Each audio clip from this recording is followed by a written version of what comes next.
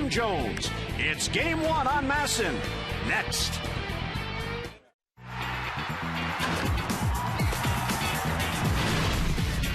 Washington Nationals baseball.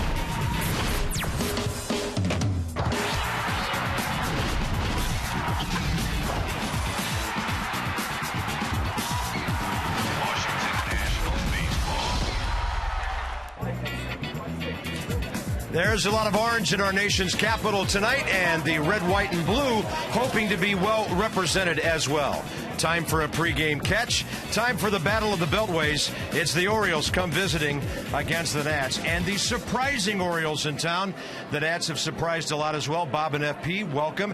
Jim and Mike in a moment. But first of all, let's talk about the guy named Adam, because in many ways, Adam LaRoche has carried this ball club this year. Yeah, the Nats have Adam LaRoche. The O's have Adam Jones. It's going to be a battle of the Adams tonight. But with Adam LaRoche, talked to him today in batting practice, and he was talking about how while he always looks relaxed, maybe his mind was racing a little bit this year he's been able to slow his brain down a little bit, and he's seeing the ball big. So very relaxed at the plate, and you all know if you're relaxed, you can hit. Orioles lead the major leagues in home runs, great offense, and with that perspective, here's Jim Hunter. Yeah, Bob, you talk about home runs. Adam Jones, Mike, now with 13. The Orioles have won 3 in a row. Adam has homered at all 3. Probably not a coincidence. Oh, no, he's red hot right now, seeing the ball like a pumpkin coming in there. Here's Adam Jones right here against the New York Yankees. First of his 3 consecutive days of home runs off one of the best pitchers in the game, CC Sabathia, into the night right there. And then extra inning affair, 15th inning against Kansas City, deep into the restaurant. And the next day, the O's are down 3, but Adam Jones hits a homer to make it 3-2 and get him back in the game. So tonight here, Adam Jones and the Orioles, they have driven 35 miles south from Camden Yards. It's the opening game, the Battle of the Beltways, interleague baseball from our nation's capital. Lineups and first pitch are coming up next.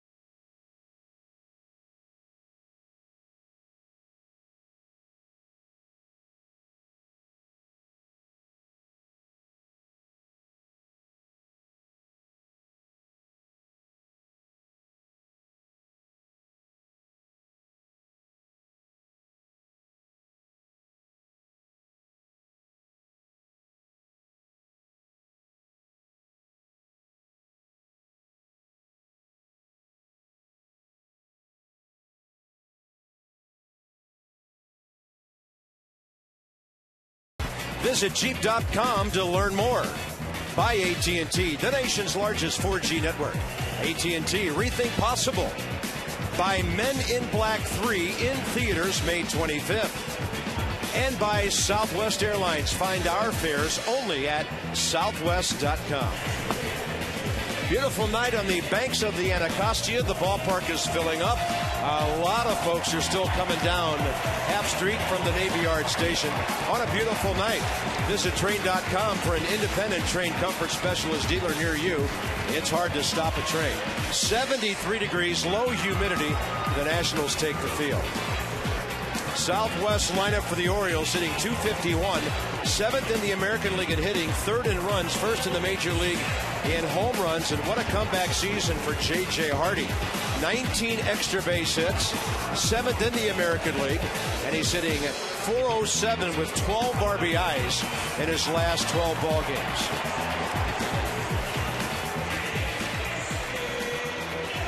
Edwin Jackson, 9 career appearances, 7 starts against the Orioles. The ERA not that good, but the results are with a 5-1 record. Last time out Sunday in Cincy, he received a no decision in Sunday's 9-6 setback. He allowed 3 runs on 5 hits in 5 innings, struck out 4, walked 2 through 77 pitches, 49 for strikes. So the O's will be seeing a 2-seam fastball, 4-seam fastball, slider, curve, change combo from Edwin Jackson. That set the defense tonight for the Nationals behind Edwin Jackson. Bernardina, Ankiel, and Harper in the outfield. Desmond Zimmerman on the left side. Espinosa, LaRoche on the right side. And Jesus Flores doing the catching. Visit AFCEA.org, the association for IT pros. And they have our game notes, our intelligence report from AFCEA. The Orioles are amazing on the road right now with a record of 12-5. Edwin Jackson has dominated them his last 6 starts, but a lot of the hitters are very familiar with him. And in close ball games, within 2 runs or so, Baltimore is 14 out of 18. They've won 3 straight. They're 25-14, a game up on Tampa Bay. 12-year veteran Sam Holbrook has the plate.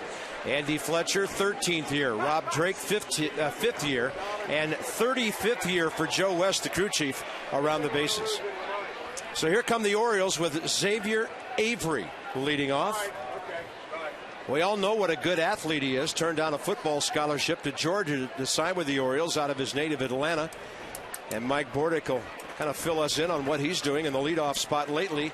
Here's the first pitch of the game, and it's on the corner from Edwin Jackson. So what about 22-year-old Xavier Avery? Well, he's a very raw talent. You see right there starting the game, showing bunt. Speed is one of his key tools, no doubt about it. And he's been in the minor leagues the past few years, and player development has done a great job with him, obviously teaching him the game, way to utilize his skills. It's been up here now for 5 or 6 days, and he's done a super job. Adam Jones has been working with him. I think what's helped him tremendously is the fact that he got to spend time with these guys in spring training and just to get a little bit more comfortable around big league guys. Avery, 5 out of 21, his first 5 games in the big leagues, hitting .238. He was hitting .273 at Norfolk when he got the call after 33 games. Nolan Reimold had been doing some leading off. He's on the shelf. Mark Reynolds is hurt. And, of course, Brian Roberts oft injured over the last few years. So the Orioles winning despite some of their frontline guys. Yeah, they've had some key injuries, obviously, unfortunately. But I think, like every team in baseball, they have to deal with setbacks like that. And we talked about it earlier in the broadcast, just about the depth of organizations and how they're going to respond when guys go down. And fortunately for the Orioles in the early going, so many guys have stepped up and done a nice job. Well, the Nats have done the same thing, FP, with some of their guys. Here's a 3-2 pitch. I think it's an underrated point of player development. If you come up with guys and you get into a big league clubhouse and you play with those guys in the minor league system, you're very comfortable when you come up to the big leagues. You know everybody in the clubhouse. You play with them at a certain level. So now it's not looking around at a bunch of superstars. You've won together at every single stop. You get to the big leagues, it's the same guys you came up with. Leadoff walk, Avery walking for the 3rd time. J.J. Hardy now steps in. Buck Showalter's Orioles, 11 games over 500. And J.J. Hardy, after hitting .269 a year ago, he did produce last year, 30 homers, 80 RBIs. Man, you prorate that over the games he played, he had a pretty big year. And here he is with 9 homers and 20 batted in. Yeah, he's been swinging the bat very well lately. You know, he got off to a slow start. A lot of it just rhythm and timing for him, and he's settled in. He's seeing the ball big right now as well. Good lead at first by Avery,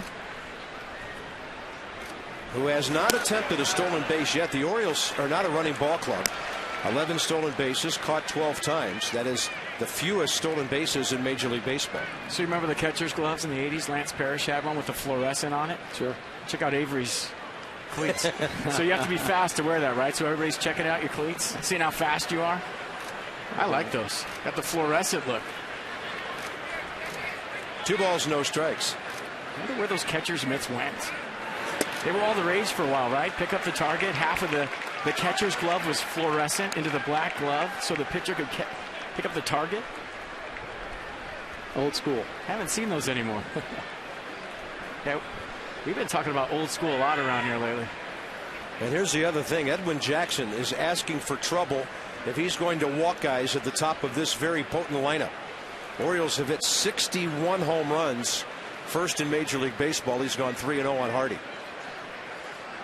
He's only walked 10 batters in 43 2/3 innings against 38 strikeouts so far. So walking has not been a problem for him. The league hitting .216 against Jackson. Now we get a look at the other league as interleague play gets underway. Last year these teams split 6 games. Each took 2 out of 3 in their own ballpark. Orioles lead the all-time interleague series since 06, 19-17. And a ball out to right field, hanging up for Bryce Harper. Good battle back from Jackson on a 3-0 to get him. Find out why the government turns to STGinc.com. FP first pitch strike percentage. Soaking it all in right now, checking it out. Last season 58% of the time. This season almost 67% of the time.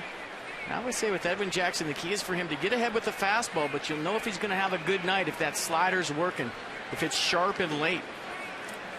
So he's 1 out of 2 with first pitch strikes.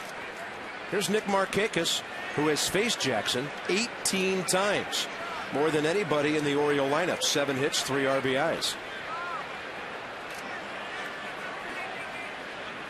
Nick's been on an RBI tear lately, 8 in his last 10 ball games, 19 on the year. When you're playing interleague baseball, Mike, for the first time, you're facing somebody. You can watch all the video you want, but the first 2 or 3 innings kind of a feeling out process, because no matter what it says on a scouting report, when you're playing in the other league, you got to see what your eyes are telling you and kind of take in of a lot of information the first couple innings. Well, there's no doubt about it, and I think most major league guys don't rely on the scouting report as much as people think anyway. I think they go by the feel of the game by watching from the dugout, talking to the hitters that have hit before them. So early on in this ball game facing Edwin Jackson, I'm sure J.J. Hardy just went back in. They say, hey, what's he throwing? What's he throwing? Is the ball moving?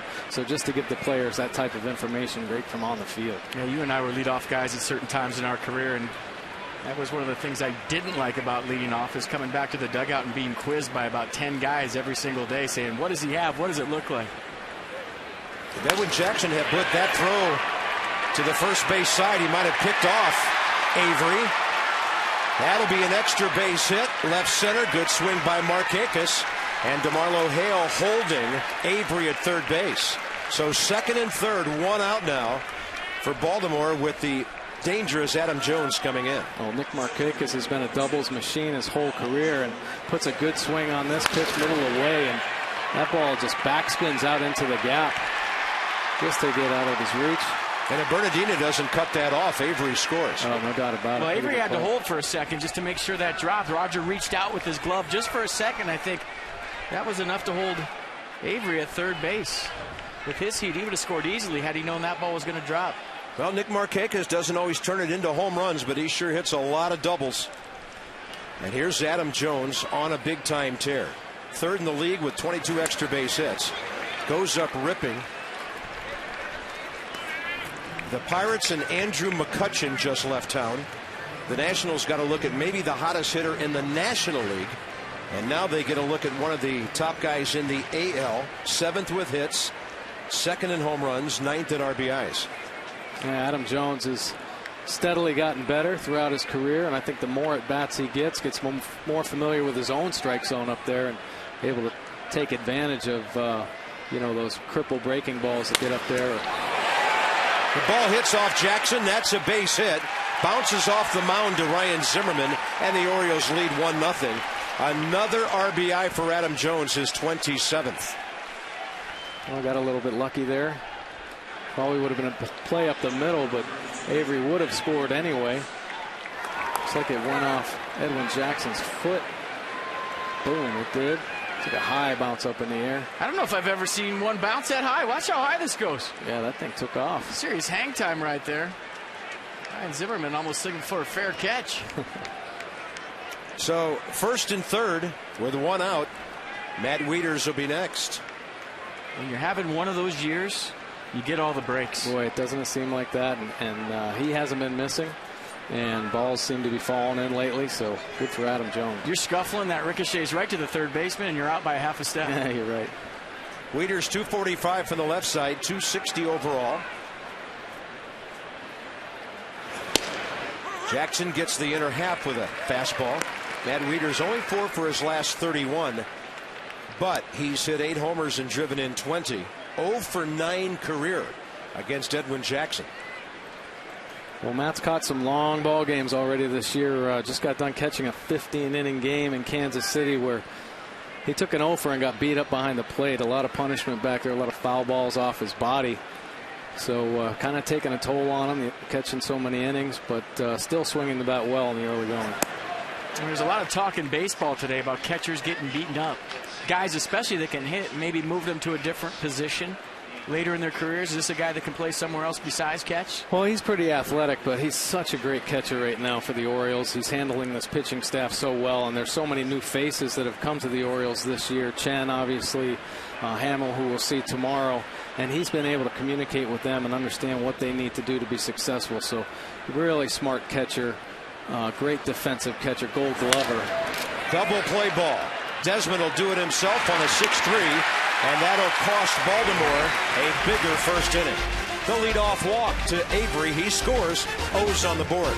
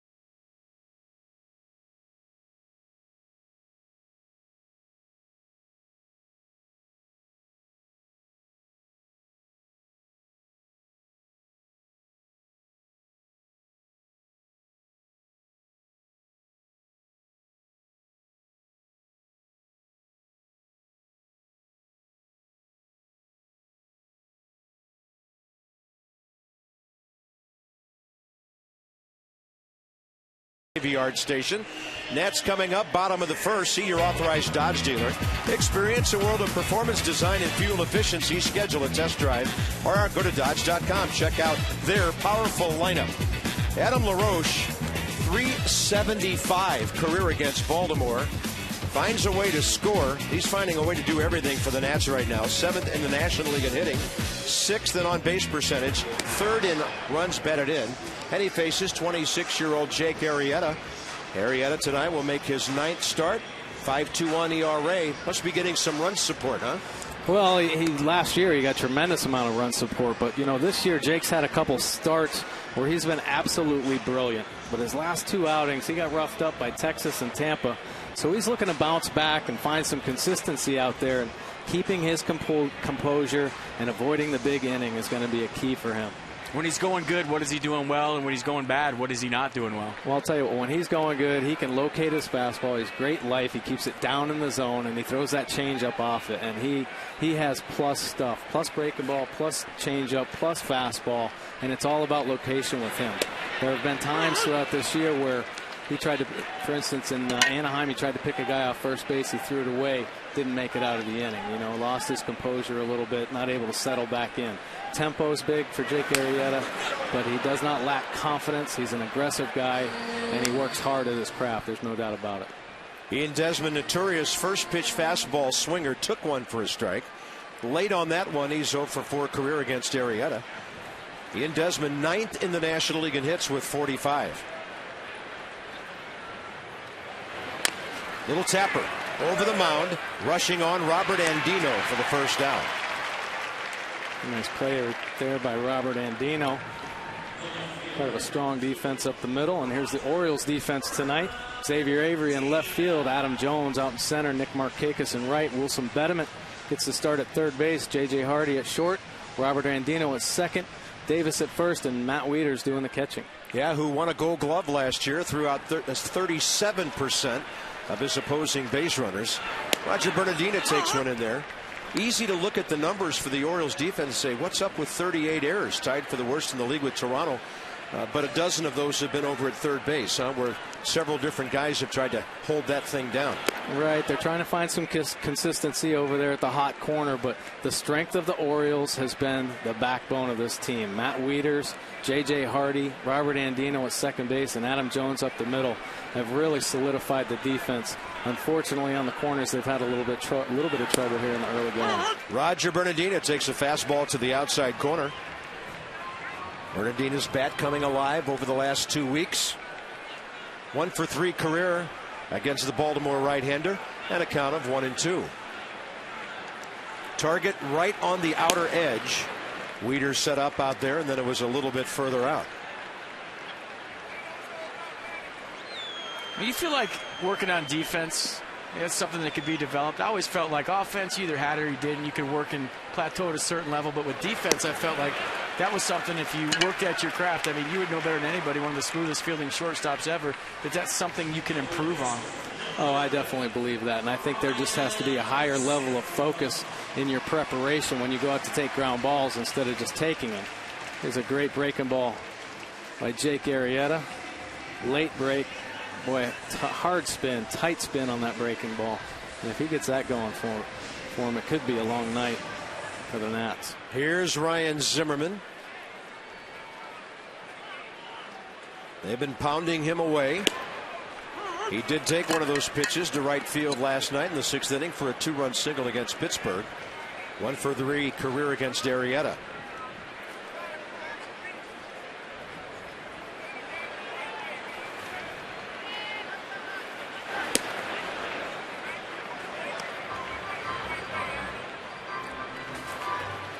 "30 games interleague play now for Ryan, who's been up since September of 2005. I remember back in those early days when we shared our telecasts almost every year, we'd interview Ryan and Nick Markakis together, seen as two very young but potential superstars in their respective leagues. Ryan, because of injuries, has been stopped a bit in that quest the last couple of years. Back healthy now. 2-1 pitch. Ball 3. Well, we're talking about the Orioles' third base defense. Ryan Zimmerman, one of the purest third basemen, I think, in the game, which in my opinion, finding a premium third baseman nowadays in baseball is really hard to do. And when you have one, you need to hold on to it. Yeah, I always say he's a baseball player, all facets of the game. Not just defense and hitting, but base running, work ethic, the example he sets on the field, the example he sets in the clubhouse. And obviously with his contract, a guy that you can build a franchise around for many, many years, but just old school baseball player. Gets it. 3-2 with 2 outs with a hot hitter on deck. 2 pretty good rips. Adam LaRoche slugging at .600 right now, and at times carrying this Washington offense that is thirsting for the return of Michael Morse, which could happen at the end of the 9-game road trip about to start on Monday. Zimmerman up the middle. Does it have enough to scoot through? It does. And Ryan Zimmerman, his bat's starting to come alive now. He's aboard with 2 outs for Adam LaRoche. And there goes a no-hitter. Last night it took to the 6th inning. Tonight the Nationals get it done in the 1st inning. Find out why the government is turning to STGinc.com. And against Jake Arrieta, opponent slugging percentage this season. When he wins, he's very, very good, Mike, as you noted. Right. His numbers are almost flip-flop. It's like a tale of 2 Jake Arrietas. And like I had said earlier, he's had some absolutely brilliant starts where he's looked almost unhittable and potentially one of the best pitchers in the game. And then on the flip side, not being able to make it out of some early innings in ball games. Even with a man on base, the Orioles play a pretty dramatic shift on Adam LaRoche, who has had his share of hits to the left side. With that in mind, Wilson Betemit stays within about 30 feet of the third baseline. But LaRoche has been content to take singles and doubles the other way when teams play a big shift on him. He saw a pitch up and he was pumping for a long one there. And Buck Showalter, one of the most prepared managers in the big leagues. I would imagine his spray charts are top secret, CIA classified. Yeah, they are. He's probably got something on Adam LaRoche that says when he hits it on the ground, it's right to the third baseman, but he's only grounded out to short about 4 times this year. So I'm going to put my shortstop on the right side and leave my third baseman at home. Well, the Orioles play the shift second most in the American League behind Tampa Bay. I mean, it's getting to where when you see teams playing straight up, it looks weird. Oh, you're exactly right. I mean, the tendencies of hitters against pitchers have been so well documented that, you know, you can overshift on guys. Fastball was up and away on 0-2. Adam LaRoche 0 for 1 career against Arrieta. That is off the corner. 2-2. Talking to Adam before the game today, I said, you know, what's the difference between last year and this year? He said, you know, I've been able to relax up there. Last year I was scuffling right out of the gate, new team. He said, it's one thing to, you know, look like you're relaxed, but sometimes your mind is up there firing away. He said, last year my mind was working too fast. This year I've been able to slow my brain down. He said, sometimes they'll get me, sometimes they don't. And he feels like when they do, they're lucky.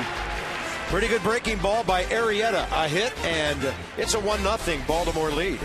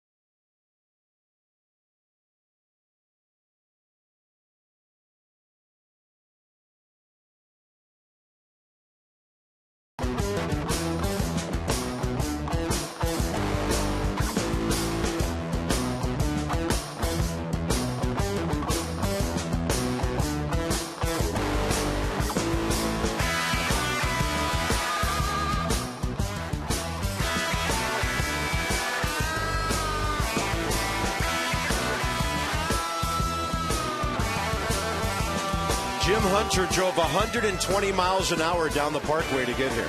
Second inning brought to you by Luna. Call for the Luna double. Get your second room of flooring free.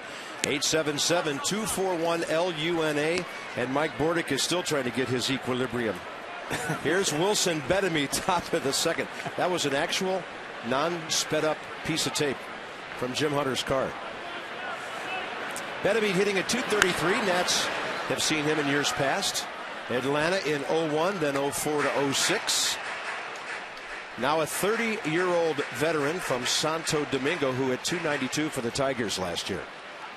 He's been doing a nice job with the Orioles as well. Brought over here primarily as a switch hitter, for being a switch hitter and a high on-base percentage, almost .340 career. That's a tapper that was fair for a while, but foul before it got to the bag. And he's had some big hits already with 6 home runs and 19 RBIs. LaRoche going over the line. That was closer than it looked. I was wondering if it got the front edge of the bag. LaRoche did what you're supposed to do as a fielder. Don't umpire, make the play, and let the umpire make the call. But I was wondering if that nicked the front corner of the bag. Meaning, did it go over the front corner of the bag? Bedemy, Chris Davis, Robert Andino here, top of the second. Bedemy, 2 for 8 career with an RBI against Edwin Jackson. That's low and inside. And the count's even 2-2. Well, I remember this young man when he came up with Atlanta. They just thought he had unlimited potential. They later found out he had signed at the age of 15 in '96, but he's been in the minors for a long, long time at various stages of his career. Combination of speed and power. And Edwin Jackson throws one by him. First strikeout for the Washington right-hander. FP checks it on the Nissan pitch track. Yeah, 96 challenge fastball, climbing the ladder, and that's the best fastball of the day from Jackson velocity-wise at 96. Here it is, hit it, climb the ladder, and all lefties think they can hit a high fastball. It looks big in your eyes, but when it's 96, it's hard to catch up to. Next up is the first baseman, 26-year-old Chris Davis. 3-player deal, came over from Texas. Koji Urahara went over to the Rangers. Chris Davis came with right-hander Tommy Hunter. And he's already seen Edwin Jackson 11 times in his career without a hit. Well, Chris is coming off a pretty good series over in Kansas City. Went 5 for 8. All singles, but and he's kind of tapered off on his home run production here in the last few weeks. Hit 5 home runs early on, but has tremendous power potential. There's no doubt about that. And a 1-1 pitch. It's fouled away. Got pretty good off speed too, from what I've seen. Got a good fastball, some pretty good off speeds. Not afraid to get on the mound and pitch. Oh boy, he can pitch, baby. Yeah, he lit him up there. 91 he threw in the extra inning game up in Fenway Park. That was great. I was watching, rooting for him. Anytime a position player takes a mound, it's fun to watch. But to see a guy get out there and strike out the first hitter he faces. Yeah, and actually be successful. You're right. And you've done that. I've done that. You can't win in that situation as a hitter. You're supposed to get a hit off him, and if you don't, it's the worst thing ever. 2-2 pitch. A swing and a miss. Jackson starting to find his groove, and it's almost as if that double play ball gave him a jump start. Slots, tables, and dining, the ultimate triple play, Hollywood Casino. Charlestown races with the all-time head-to-head. 26 over 25. Look at it, the runs are just about even. The home runs are even. Batting average not that much different.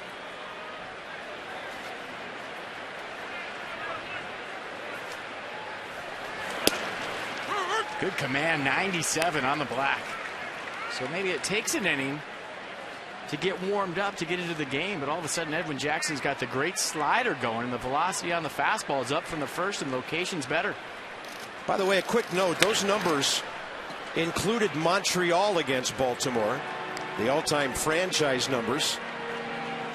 Since coming to D.C., the Nats trail the Orioles 19-17, and they've won 10 out of 18 here in this park, and added on to RFK. The two guys sitting next to you played against each other, Montreal and Baltimore, in the first ever interleague series. It's a strikeout of the side by Edwin Jackson, and that makes the pitcher lead off in the third. Bryce Harper straight ahead.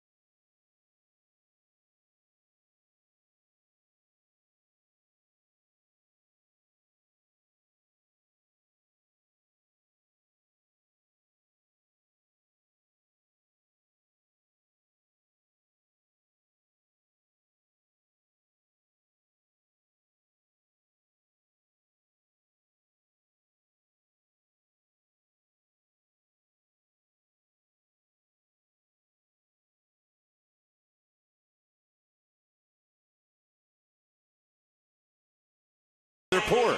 It's not just a good time, it's Miller time. Harper, Espinoza, and Keel, 5, 6, and 7 for the Nationals. Bottom of the second against Jake Arrieta. 20 pitches, 13 strikes, first inning. The government turns to STGinc.com, and Bryce Harper, FP, has been using the whole field, something not a whole lot of rookies do when they first make it to this level. I think early on he was a little bit jumpy and his bat was dragging because he was jumping out there a little bit. It was to left field, but lately he's been staying back. He's getting the ball out in front. He's been pulling the baseball with authority. So while the feet have quieted down, the head has slowed down, all of a sudden he's catching balls out in front instead of deep in the zone. He's got pull side pop. And both of his major league homers have gone nearly straight away center field. Power potential off the charts for this young man who will be 20 years old mid-October. Steps in at 227, couple of homers, 5 RBIs.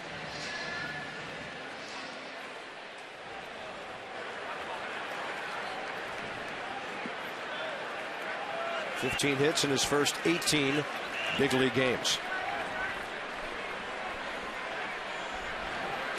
Arrieta goes breaking ball and misses. It's so big to get that get me over curveball over for strike one because you show the hitter you can throw it for a strike. Now all of a sudden, maybe in a 2-strike count as a hitter, you have to commit to it. But when it's ball one, advantage hitter. That fastball, 93 in there.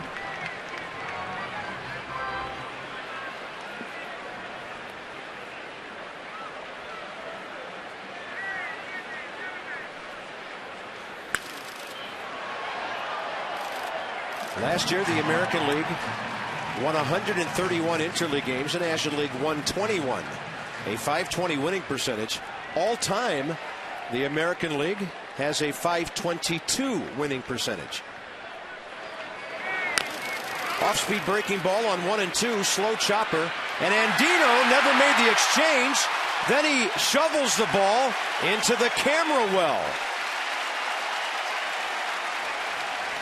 So Harper will start the inning at second base.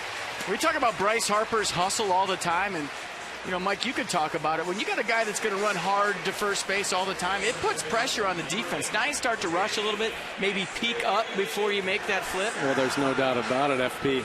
And that's exactly what happened here. Robert Andino has been playing great defense for the Orioles. And obviously Bryce Harper hustling down the line, and Robert Andino has to be perfect on this play. Possibly peeked up, couldn't exchange, lost the ball, and then ended up flipping it into the dugout. Bryce Harper ends up on second base. That'll be ruled a 2-base error on Andino. Danny Espinoza is the hitter. I got that as a hit in there in my book. Bad ball heading to right center, and over to get it, Adam Jones.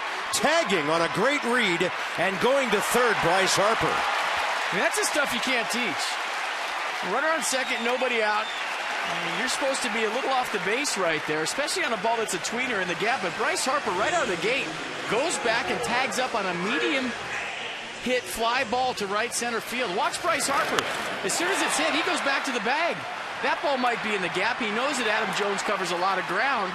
Great base running, great read by a 19-year-old rookie.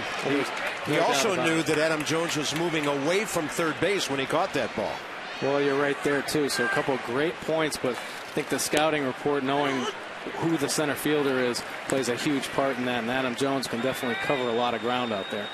Here's Rick Ankiel, 2 for 3 career with an RBI against Jake Arrieta. The Nationals a chance to tie the game with an unearned run here. That's a fastball that's close. 1-1. There's certain things in this game you can't teach. There's certain things you can work on and develop, but having instincts on the bases like that, stealing home on a pickoff throw to first, reading that play to get back and tag and get to third with 1 out, that's impressive. And a couple of tight fastballs just missing. Ankiel has the count in his favor, 2-1. 7 RBIs on the year for the former pitcher turned outfielder years ago.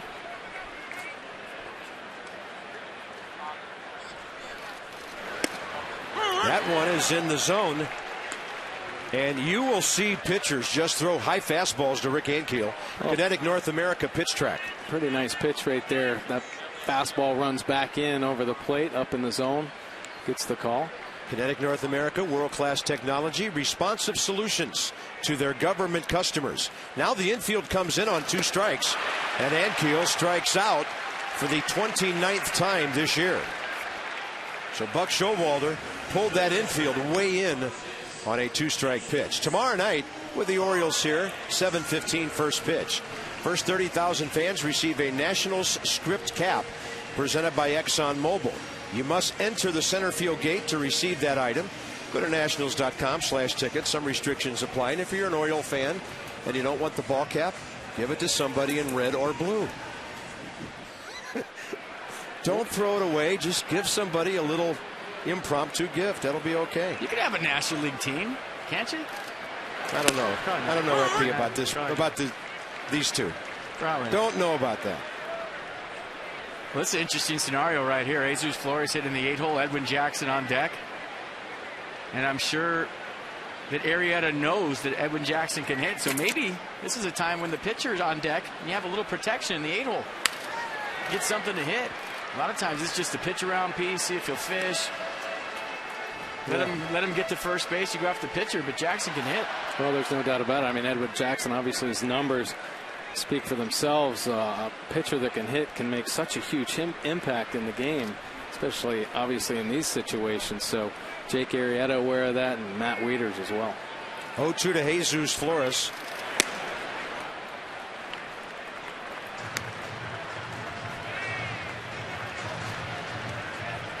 Flores a couple of knocks last night, a little 2 for 3 with a sacrifice. He broke up the no-hitter in the 6th inning with a double off James McDonald.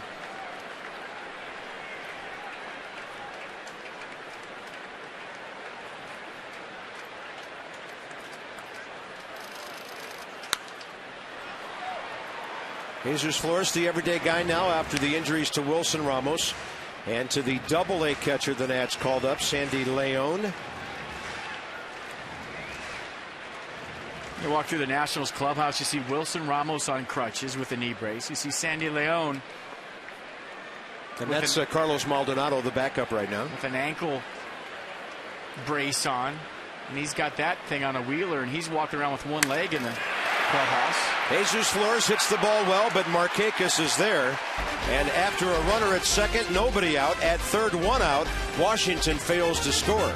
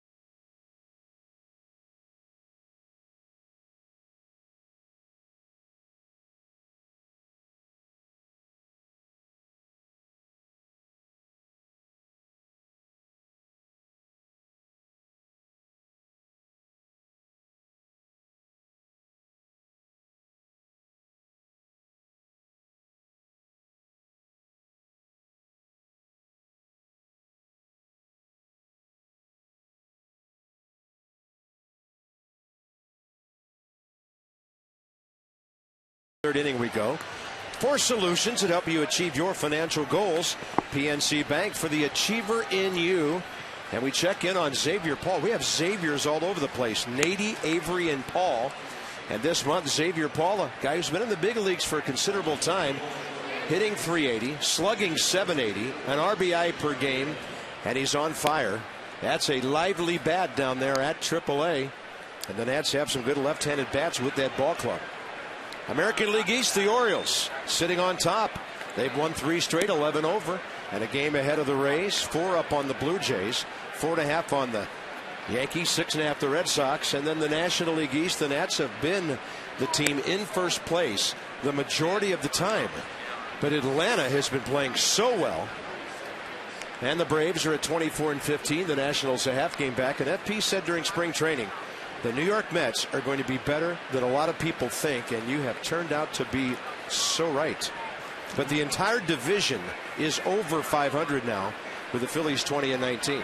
You said it so right, and David Wright has been the offense for the Mets all season long. And I gotta admit, I didn't believe a word of it when you said it. Well, what do you believe in? Now they've done well. There's a fastball in there to Jake Arrieta, who's had 7 career at-bats with an RBI and a sacrifice bunt. Third year with the Orioles, limited bat time in interleague games. And Jackson, who's on a bit of a roll now, he's retired the last 4 hitters, getting 5 outs in the process and the last 3 on strikes.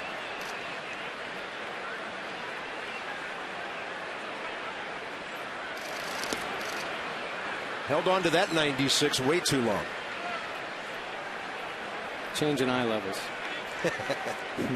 See, this is where I think interleague play is not fair. You got a guy like Jake Arrieta who's going to hit, what, a handful of times this season? And you got Nationals hitters who work on it every single day. They come out early and take batting practice. And now as an American League team, you lose maybe one of your better hitters in the DH and put a guy up there that really doesn't know what he's doing, and it's not his fault. It's just because he doesn't get to do it. 4 strikeouts in a row, 1 out here in the third. We have an AT&T fact of the game for you. At the top of the order coming up for the Orioles. How about this? The combined winning percentage, the highest when facing each other since it was Montreal-Baltimore back in '97. And that's when Mike Bordick and I played against each other at Camden Yards in the first ever interleague series, Montreal Expos versus the Baltimore Orioles. The powerhouse that was Cal Ripken at third, Mike Bordick at short, Robbie Alomar at second, Rafi at first, Chris Hoyle's doing the catching. Xavier Avery's on for the second time, and he's probably thinking 3 until the Nats stop him. They've got the arms in the outfield to do that, and it's a 1-out double for Xavier Avery. Pretty nice bit of hitting right there by Avery. We've been talking about him earlier, and he's shown great composure at the plate. Obviously, his first at bat drawing that base on balls, and he gets this fastball down the middle and knows what to do with it. Stays hard to the middle of the field. Got a chance to see X-Man run a little bit. Runs like a young Mike Bordick. Not even close. By the way, the ruling last inning on Bryce Harper's ball, as we thought it might be, has been changed to a hit and an error. And here's J.J. Hardy, flied to right first time. Jackson fell behind 3-0, came back to get him. And Danny Espinosa is going to have to keep Xavier Avery close at second base because he can fly. Right-handed hitter up, 1 out. Edwin Jackson very deliberate to the plate, especially with a runner on second base. He got a chance to steal third. Got to keep him close. 0-2 now.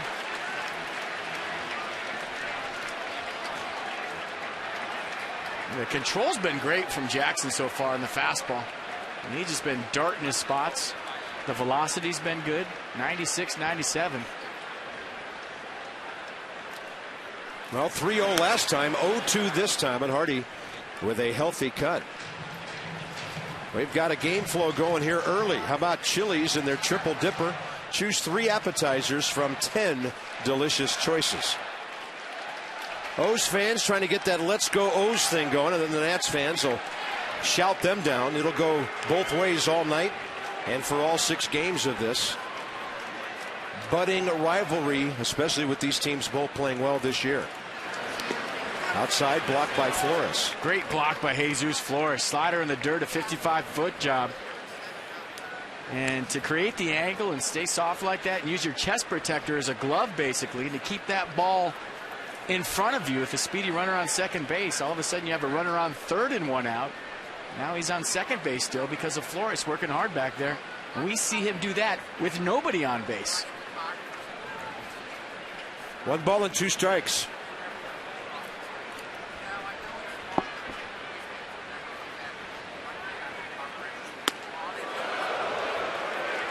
Stood him up straight, 2-2. Set him up for that slider down the way. Keep him off the outside pitch. Anti-dive pitch right there, meaning you want to keep J.J. Hardy from leaning out over the plate and thinking he can hit a ball to right field.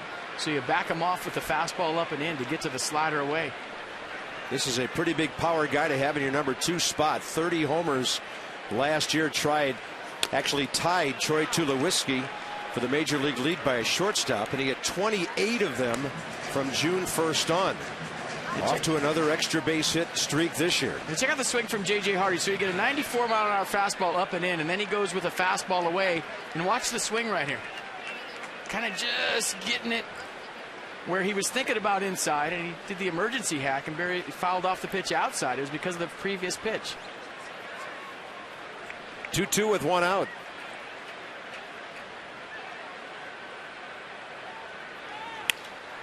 Look out, DeMarlo Hale.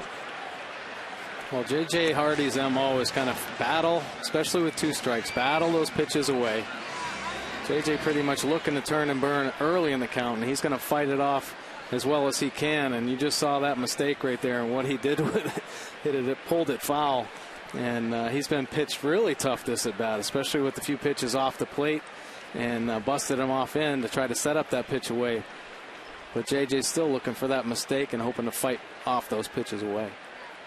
2-2. Swing and a miss on one down and away.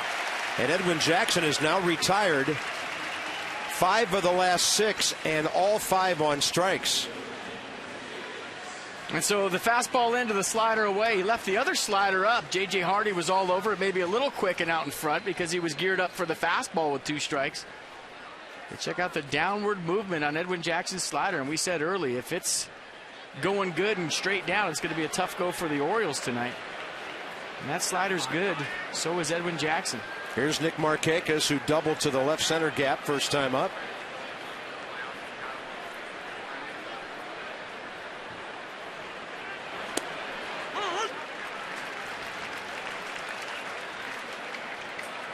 Third highest interleague hitter, Nick Markakis. Well, that's how you become a National League player right there. You start throwing up those numbers against the other league, you become a free agent. Guess what? You're in the National League. I'm not sure he's going anywhere. Long-term contract several years ago. First rounder, 7th overall player taken in 03. Made it to the big leagues in 06. But he hasn't hit more than 18 homers since 2008. But he is a doubles machine. 45, 45, 31 last year. And he has one tonight, 9 already. Well, some people thought, when Nick Markakis was coming up, he was such a doubles machine as a young hitter that those doubles were going to translate into more power numbers as far as home runs, projecting him out to maybe 30 home run hitter a year. But he stayed consistent with his swing. He does have power, and I think Nick Markakis could be a 30-run home run hitter if he adjusted his approach. He stays consistent, he uses the whole field, and he continues to pound out those doubles. 2-1 pitch. And that one by him, and Nick Markakis went flying out of the batter's box and running backwards. And it looks like got him on the foot that doesn't have the shin guard on it. Trying to shake off that left foot. And isn't that the way it always happens? You got the armor on the right foot. Let's see where it gets him. Yeah, right on the back foot. Wow. For people that haven't fouled a ball off their foot, nobody understands how bad that hurts. Now you're seeing stars, you're nauseous. Yeah. Oh, man. You're going up there and you're not even thinking about hitting the baseball now. You're thinking about the pain in your left foot. And what do they always do? Go right back in there. Right. Yeah, and you feel like you got to hurry up to get back in the box because there's 30,000 people that get in there. 2 balls and 2 strikes. He drills it. Espinosa. Quite a pick to his left. And the Orioles will strand their second runner of the game. Jim Hunter on the way for the next 4.5. 1-0. See you, Carp. Bye now.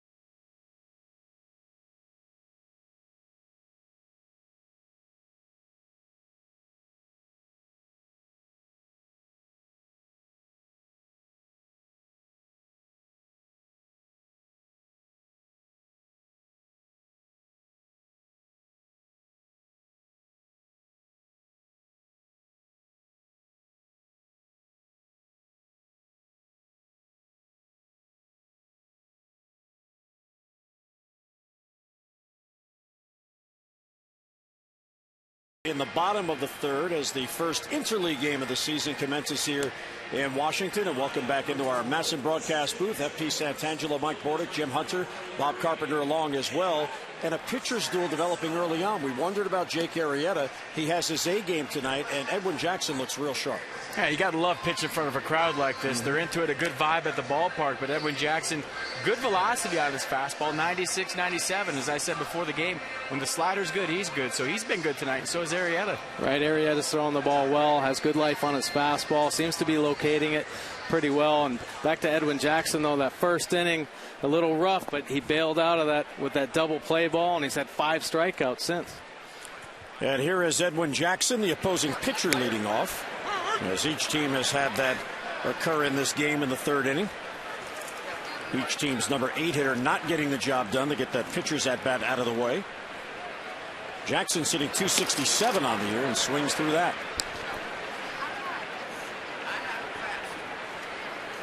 Ian Desmond on deck, then Roger Bernardina for the Nationals in the third. And there are the pitch counts so far. There's a strike right there, and there's a strike recalled. So number 4 for Edwin Jackson is the first out of the third inning. Well, the Maryland Lottery Strike It Rich contestant of the game is Lee Grant of Pasadena. Lee has already won $500. And for every strikeout the Orioles pitch during the game, Lee wins $100 more from the Maryland Lottery. See how you can turn non-winning Strike It Rich scratch-offs into cash and enter to win great prizes at mdlottery.com/Strike It Rich. And he's already added 4 strikeouts in the game.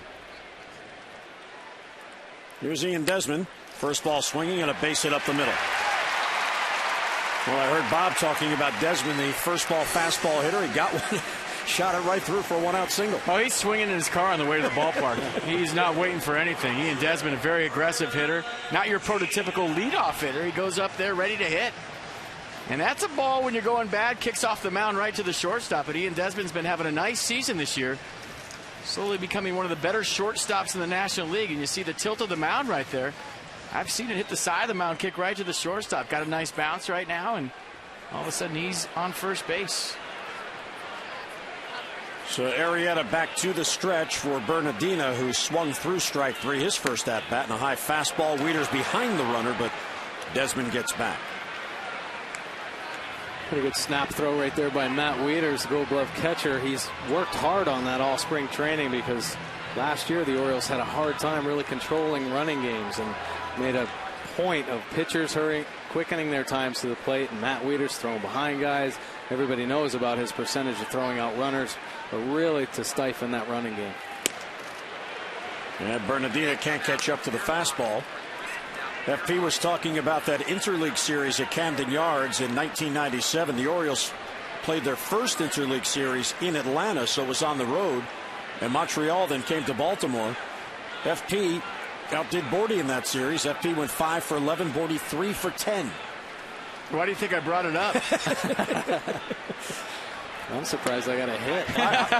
See, I was suspicious, typical broadcaster. When you were talking about it, I was thinking, let's see if that memory over the years.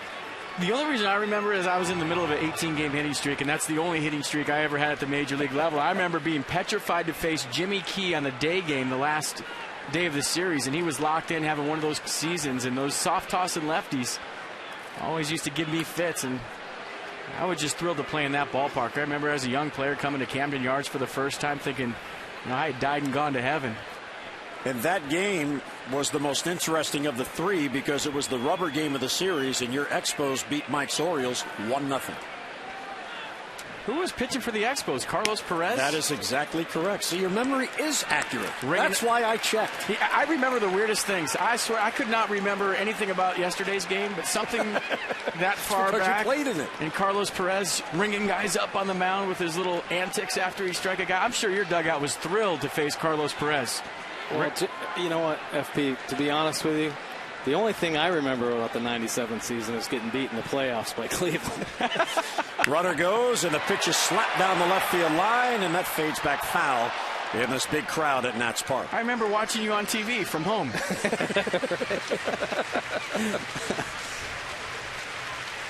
Well, among the many things I remember about the 97 season was a couple of hung sliders by Armando Benitez. Not that I should remember those, but that's the reason the Orioles didn't go to the World Series. I remember in that series Benitez hitting 100 and raising the roof as he was walking off the field back to the Orioles dugout, getting the crowd into it after he hit 100.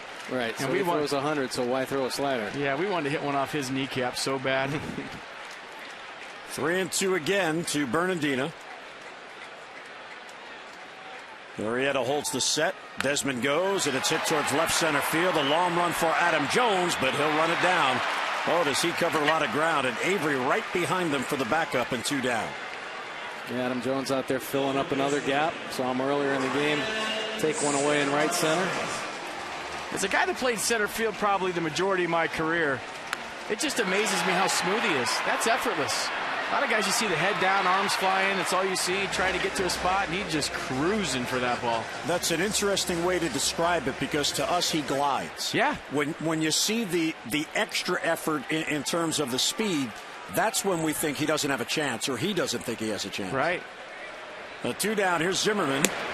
He'll take strike 1. Zimmerman in his career against the Orioles in these interleague games, 5 home runs and 14 ribbies. And regardless of what he's doing at any moment, believe me, the Orioles are respectful of him in those scouting meetings.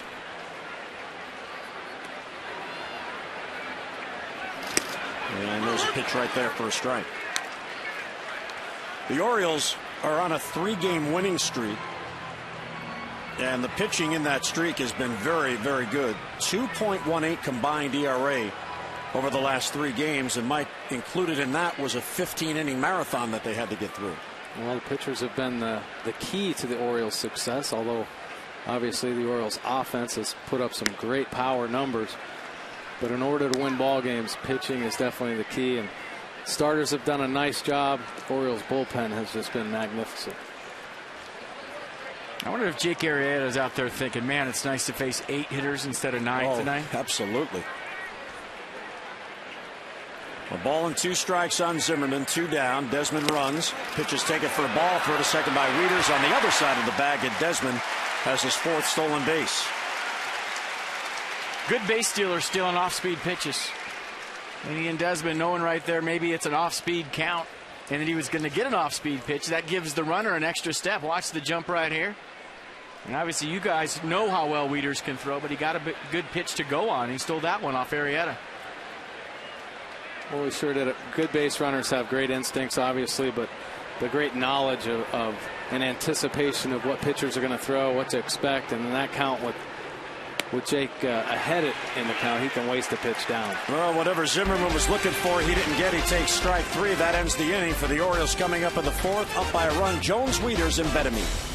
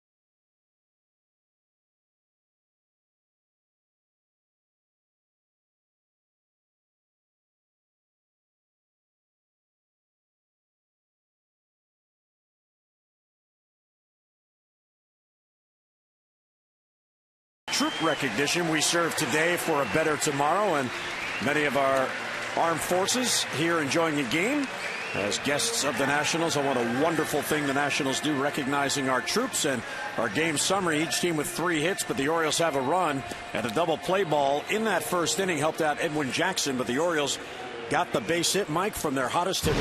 Oh, no doubt about it. I mean, Edwin Jackson hurt with that first batter base on balls to Xavier Avery, and then Adam Jones gets that base hit up the middle. And after that, settling down, struck out 4 guys in a row at one time. So the fastball obviously getting locked in with location. The slider's been good. So after a little bit of a shaky first inning, Jackson settled down nicely. Well, here is Adam Jones. As the Orioles come to bat in the 4th, Adam, with that infield RBI hit in the first inning, extends his hitting streak to 10 in a row. It is his 3rd 10-game hitting streak on the year, amazingly enough. That shows you how consistent he's been. Well, he's been consistent in every aspect of the game this year.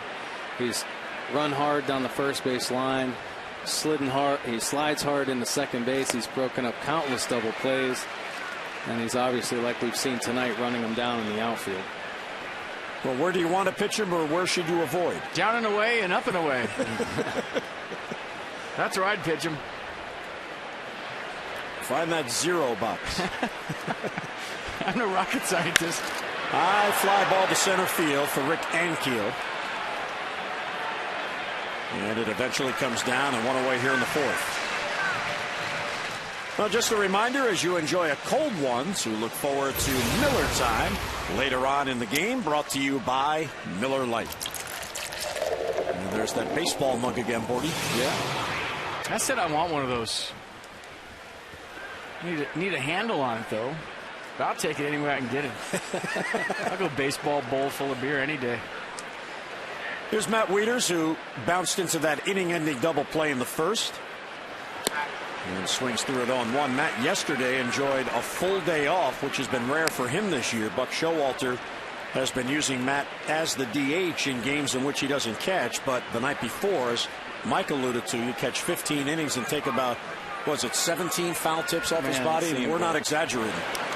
And so he got the full day off, day game after night game. The Orioles this year, FP, have altered their roster in the sense that there is not that one prototypical DH. Buck Showalter wanted versatility, so he utilizes several players at that position instead of having, like last year, Vladimir Guerrero. I kind of like that. You get more guys involved. You get more guys that actually know where their glove is in their locker. You know, they get out there and they play and they run around the field on certain days, and then they DH on other days. I just never understood how guys could do that. To me, that was the weirdest thing in the world.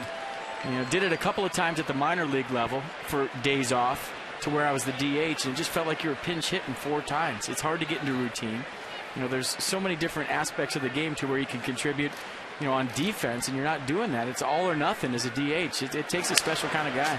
Wieters hits it towards Zimmerman, who charges, and near the mound will get the opposing catcher and 2 quick outs. So Wieters, who took it 0 for 7 on Wednesday in the 15-inning game, is 0 for 2 here tonight. Did you ever DH, Mike, at all? No, I never DH'd. I got pinch hit for a lot, though. But I agree totally with you, and I think the DH is kind of working its way out of the game slowly. I think players are becoming more versatile, and managers need them to be versatile, especially with so many interleague plays, you know, coming into play throughout the course of the season. Betemeet swings through it.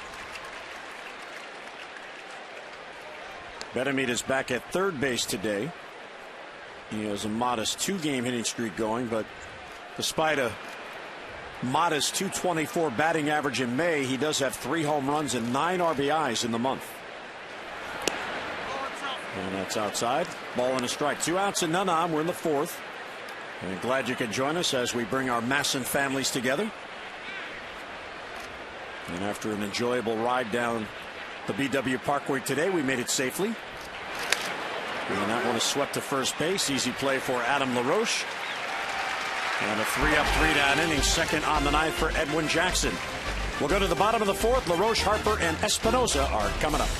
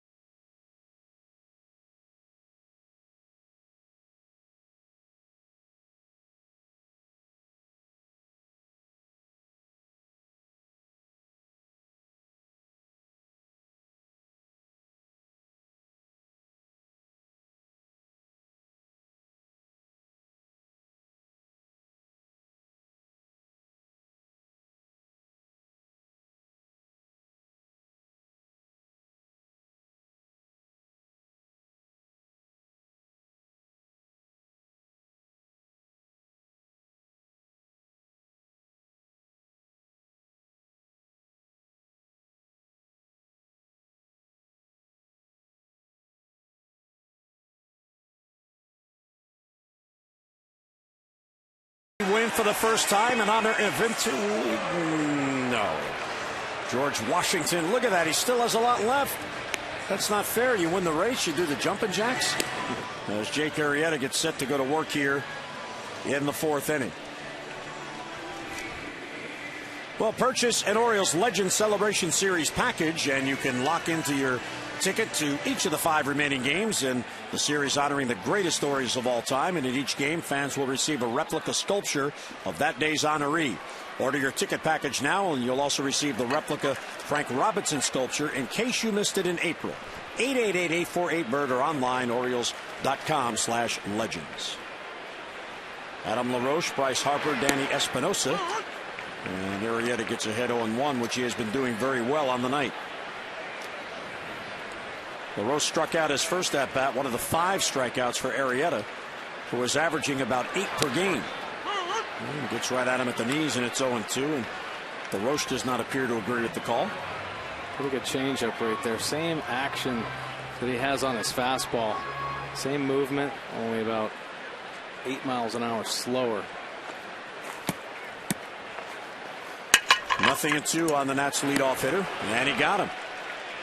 Another off-speed pitch, and Arrieta gets strikeout number 6 and 1 away.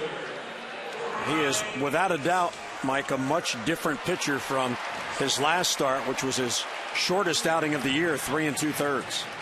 Well, here's the 3-2 or the 0-2 pitch right here. Nasty breaking ball, tight down.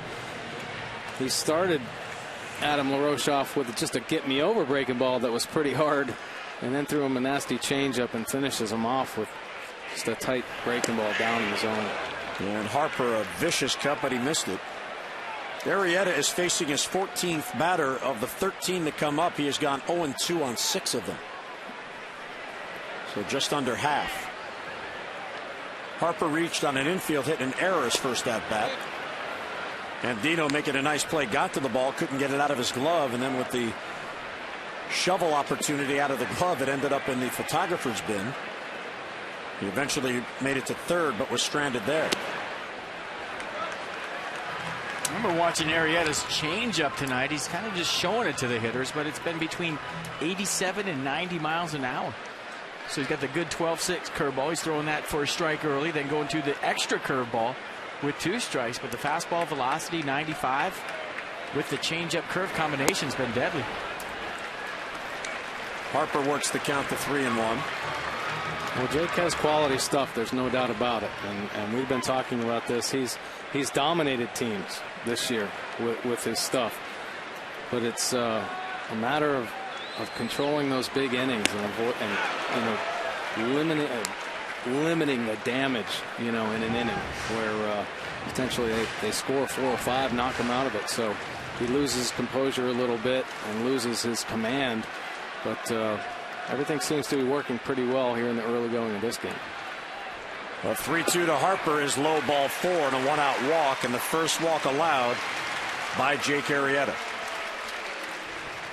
Now, this day in history brought to you by Ocean City, Maryland. Go to OCOcean.com and click on Summer of Thanks for special deals and discounts. May 18th of 2004, Randy Johnson, the oldest pitcher to throw a perfect game. He was 40 years old.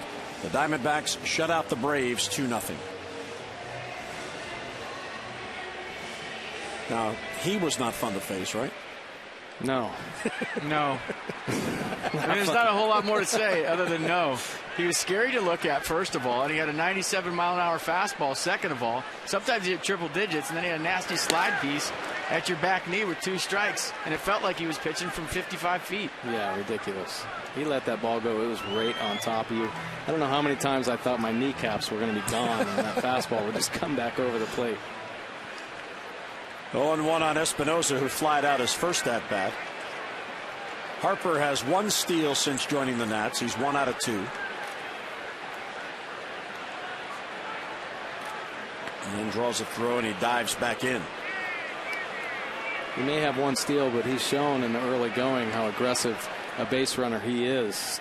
He stole home recently. He's legged out a double on a ball that most hitters would just take as a single. Very aggressive base runner.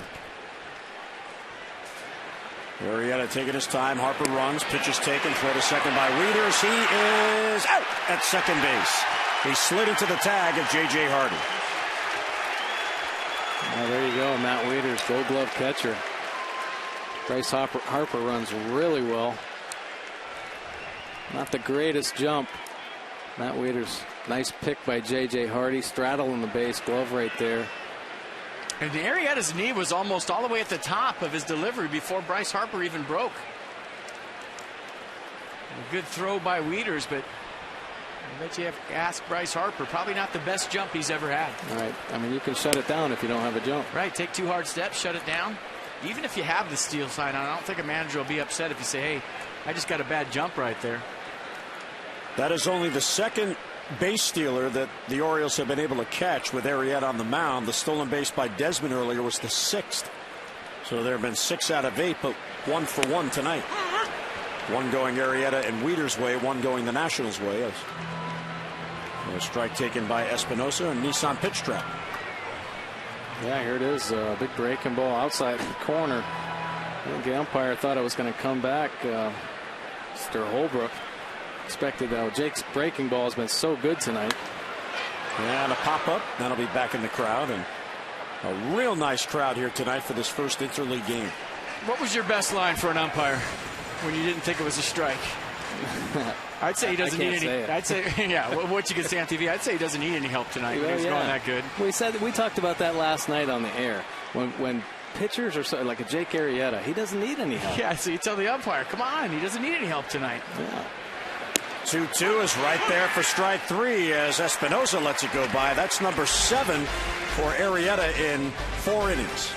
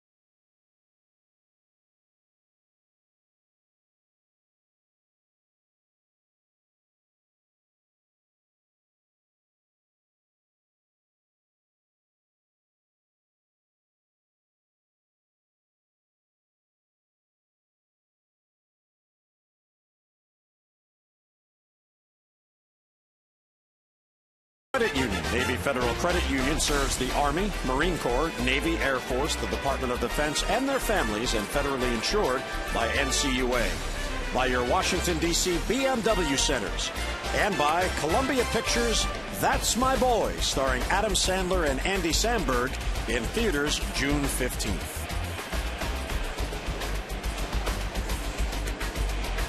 1-0 game. It's a pitcher's duel. Each team with 3 base hits. The Orioles have committed the game's only error.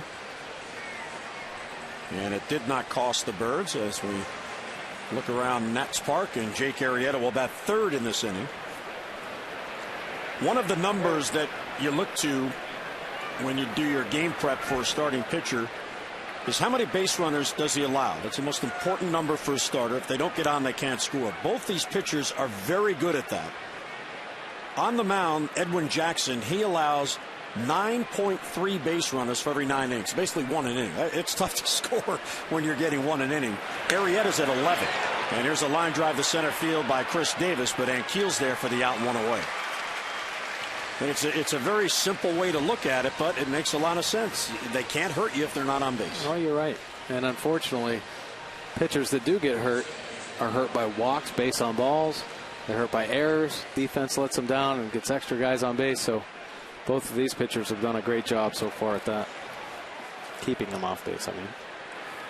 And one down for Robert Andino, who struck out his first at bat, one of the 5 Ks for Jackson. Robert had his 5-game hitting streak halted yesterday in Kansas City, took an 0 for 4. The other thing that's sort of unusual with this matchup tonight between Jackson and Arrieta. Here's the 1-0 and he swings through it. Each of these pitchers in their careers are exactly at 500. And that's the slider that Jackson's been featuring all night tonight. I've seen him pitch a number of times this year. I would say tonight is arguably his best stuff. And gloved by Zimmerman robs Andino of a base hit. He was playing tight, no time to think about it, and got there for the out. And part of playing third base is anticipating the baseball, but watch how quick this gets to him. And you're playing in for the bunt, and all of a sudden the ball's on top of you like that. That's just a great reaction play by Ryan Zimmerman. Down there in the hot corner, when you're playing in, you become a goalie, like in hockey. And that first step made that play for Ryan Zimmerman. Nice job. And Arrieta will take a strike. He struck out his first at bat. I was talking about this last night on the air, that good infielders anticipate the ball every single pitch the whole game. Some guys think about their last at bat. Some guys' minds wander for a little bit. But the elite guys, the goal good guys like yourself, I mean, did you anticipate the ball every single pitch? Every pitch. You bet. The way we teach our infielders, or try to in the minor leagues, is expect 130 ground balls if the pitcher throws 130 pitches. Perfect. Well, that was quick. 3-pitch strikeout of Arrieta and 3 up, 3 down. 8 in a row retired by Edwin Jackson. 1-0 O's.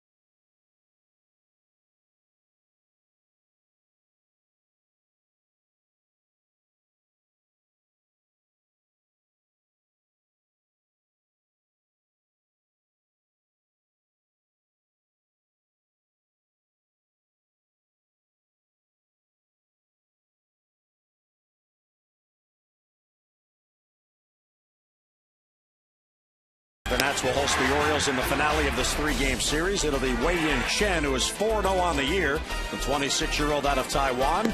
And he goes against Steven Strasburg, who is 3-1, 56 Ks and just 12 walks. Coverage begins at 1 p.m. with Nats Extra on MASN HD and O's Extra on MASN 2 HD. Tomorrow night's game is on national television on Fox. Well, it is a 1-0 game. What a beautiful sunset in our nation's capital. This game belongs to the pitchers. Is that orange or red? I can't decide what color that is. And there's FT's private jet coming in. I teed you up, Jim. You're supposed to say that's orange. And then I was going to say it's red. See that went phew. Fans, if you're coming to the ballpark or if you're here listening to us, stop by the Ram 1500 for your chance to enter to win a lunch with Drew Storen. The 2012 Ram 1500 hard-charging power, easy-going gas mileage. And the fans are having a good time here tonight. A beautiful weather night. See, I was more confused when that plane flew into our shop. 65 pitches for Jake, very pitch efficient as he goes to work here in the fourth. 57% fastballs, 43% off speed, either the changeup or that real good downward breaking curveball he's got tonight. Well, both pitchers are really utilizing their breaking balls. Edwin Jackson, the slider, Jake Arrieta, Here's another breaking ball by Jake Arrieta. Towards the middle, Hardy gets to it, off balance throw, the scoop, and he got him. Oh my goodness, what a play on each end as Hardy got it to Davis, who scoops it up for the out. One away on one pitch. Boy, all the way around, huh? Jake Arrieta starts him off with another big breaking ball. J.J. Hardy ranges over on the second base side. Quick snap throw from down low, and Chris Davis helps him out with a nice pick on the end. I thought initially Rick Ankiel started banana out to take a turn like he thought it was a base hit up the middle, but he stayed pretty true to the line and ran through the bag. But that is a nice play right there. Well, we talk about the strength of up the middle of the Baltimore Orioles, and J.J. Hardy's been very consistent for them for the last couple of years, not only with the bat, but definitely with the glove. Flores fouls it back, and that is not an easy play to make when you have to stop your momentum and throw across your body like that. Well, there's no doubt about it. I mean, that's an athletic play, a control play, and shortstops learn to improvise out there, and J.J. Hardy did on that situation. There's a chopper. This is going to be a tough play. Barehanded, he drops it, and Flores is on. Arrieta should have gloved it, Mike. It was the catcher running. And he tried to barehanded throw, and he dropped it. Well, there's no doubt about it. I think Jake Arrieta is a good enough athlete where he can make the transfer from glove to hand, but knowing who's running will help him. Tries to barehand it up there and can't get the handle. You just see that coming. I mean, he put his bare hand in the air, and you're like, you don't need to use your bare hand. Use your glove right here. The catcher's running, but in a one-run baseball game with the pitcher coming up, that could be a big play. No ruling as of yet. And here is Edwin Jackson, the pitcher, who likely will bunt, even though it would be the second out. And he's squaring with Bettamy creeping in at third. Now he's going to swing away, and he misses. Runner goes, throw to second. He is out. Well, tried to work the hit and run right there. I mean, you have to be creative, I think, in the National League with pitchers. And I feel like Davey Johnson caught a break by getting Flores to first base. So all of a sudden, thinking a guy that probably shouldn't have been on first base is on first base, and everybody charging for the bunt. Edwin Jackson handles the bat very well all season long. Tries to go with an aggressive play right there in the hit and run. It backfires. Well, Flores is caught stealing, the second in the game for the Nats. And that erases the infield hit for Flores. Meantime, it's outside, and 3-0 on Jackson. I also think actually he swung at the first pitch, didn't he? Yeah, it should be 2-1 on Jackson. I also think as a manager, you have to push the envelope a little bit when you have a guy like Arrieta out there with the stuff he has tonight, and you're trying to get some runs on the board. You can't just sit back and go station to station and rely on, 4 or 5 hits in a row. Even though it backfired and didn't look real good, I like the call. If it worked, everybody said, it's a great call by Davey Johnson, being aggressive right there. And Mike, you played for Davey Johnson. I played for Davey Johnson. He just lets you do your thing. Pretty much. Yes, he does, but obviously well aware of game situations and has great understanding of the opponent. And I'm sure the scouting report on Jake Arrieta, from what he's read, is trying to put him in tough situations. There goes Mr. Jackson on the 8th strikeout for Arrieta. We're through 5, and it is a pitcher's duel here in our nation's capital.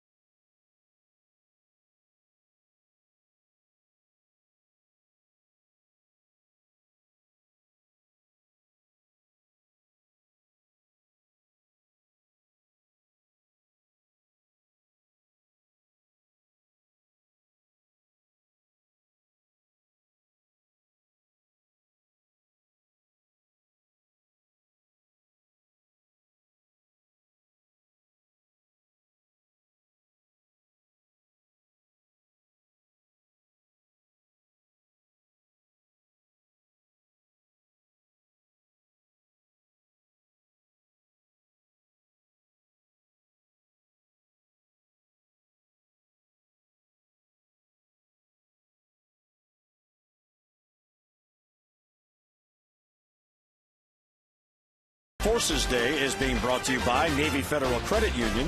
Navy Federal Credit Union has served the military for over 75 years.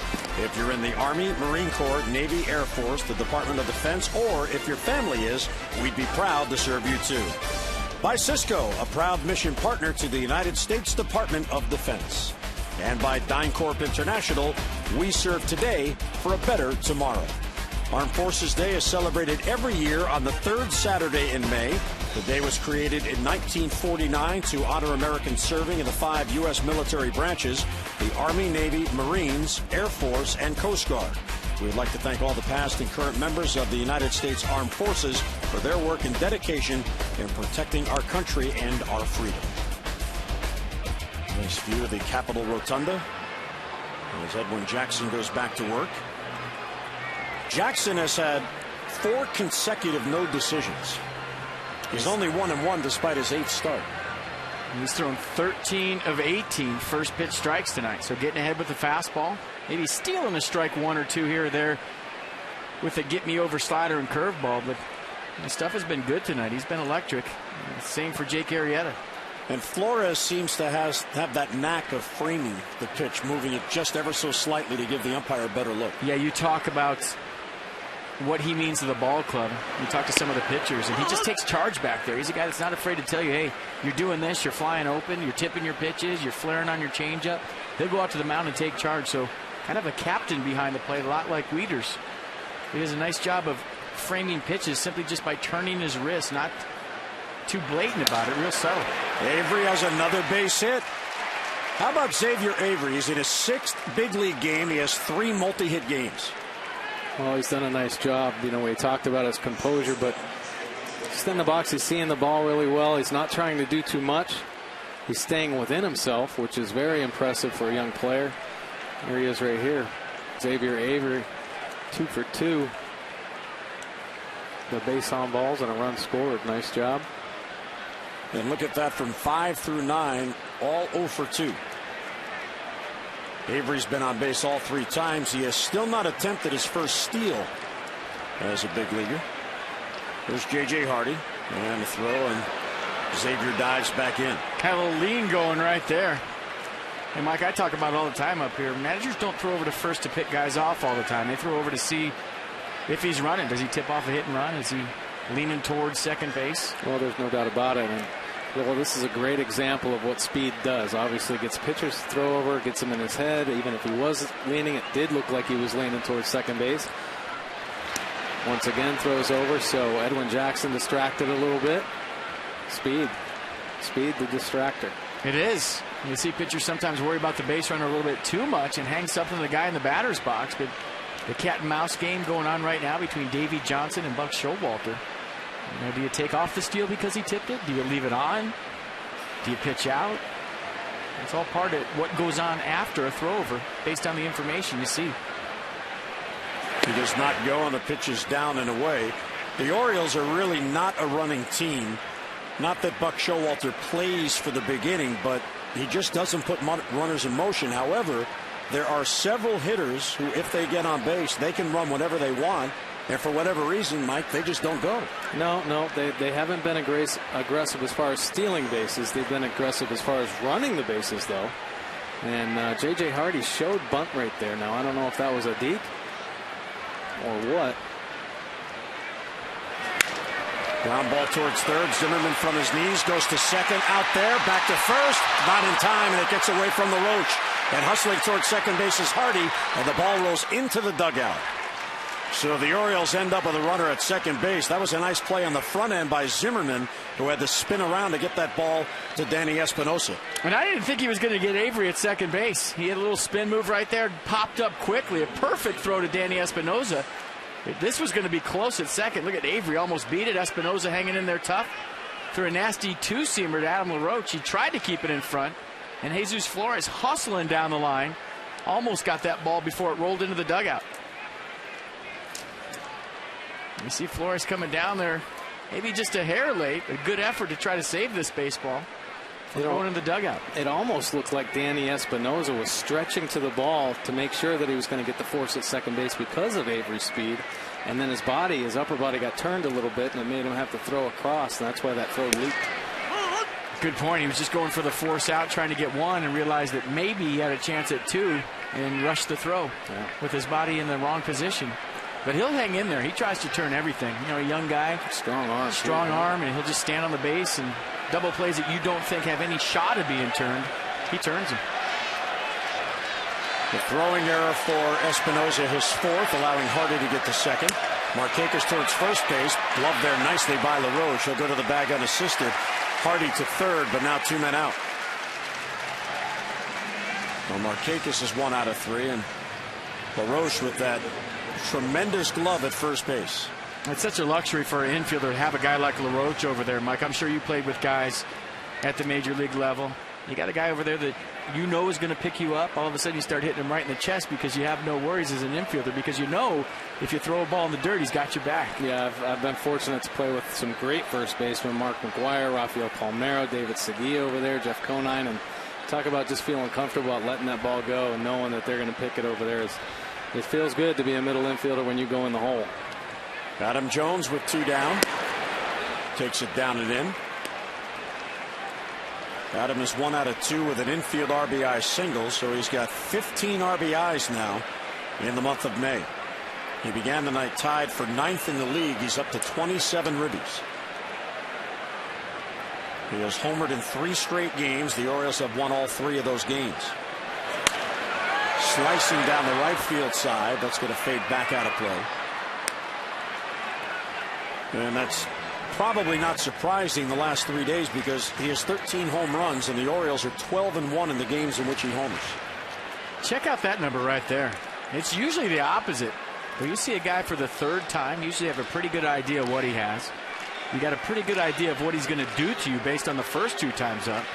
If you can cut through a big league lineup with that kind of average against for the 3rd time, that's showing me something. You got to have good stuff to do that. Boy, oh boy, that's very rare to see that. As a matter of fact, we were pointing out the other day on one of our pitchers how it increased as the game went on, not being able to make the adjustment, you know, in the 6th, 7th inning. But awesome job by Edwin Jackson to be so versatile, mix his pitches up enough to keep hitters off balance late in the game.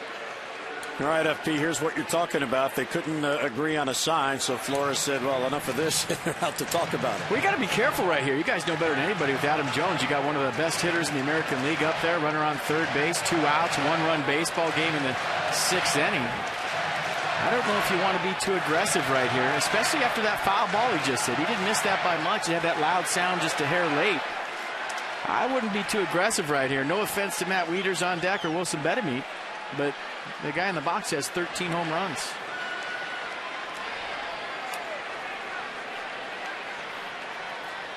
You know, 1-1 the count. Jackson trying to strand that runner. Hardy at third with 2 men out. Good pitch on the inner part of the plate. Or they might have said, FP, what do you know? We're going right after him. It's one of those decoy meetings. Those always used to get in my head. I used to sit there, step out, and figure out what they were doing. Are they coming after me? They're going after the guy on deck. Strike 3. Thanks for coming. And it gets ahead of Jones 1-2 from the full windup with the runner at third. And down and away. And Adam continues, Mike, to get better and better and better at not chasing those pitches. Well, that's been a huge key, and we talk about his maturity as a hitter and being aware of his own strike zone and understanding what pitchers are going to do to him. And boy, all year long he's been pretty good about laying off that pitch, and it's been his MO up until this point of his career. There's a 3-0-3 with runners in scoring position. He added to that in the 1st inning. And he fouls it off to stay alive. So this is his 2nd chance, and he already has a hit with a runner in scoring position tonight. Now Wieters waiting on deck. How is Adam Jones at hitting a high fastball? If I was Edwin Jackson right here, I'd climb the ladder, throw one up to a 3-2 count, and then go with the slider after that. Maybe not try to be aggressive here, but miss one up in his eyes and see if he'll chase.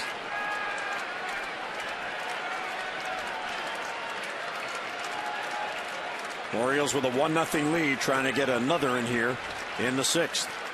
The 2-2, and he got him. So Jones strikes out. That ends it. And Jackson gets out of it without any damage. We're heading to the bottom of the 6th. Edwin Jackson, Jake Arrieta in command at a 1-0 Orioles lead.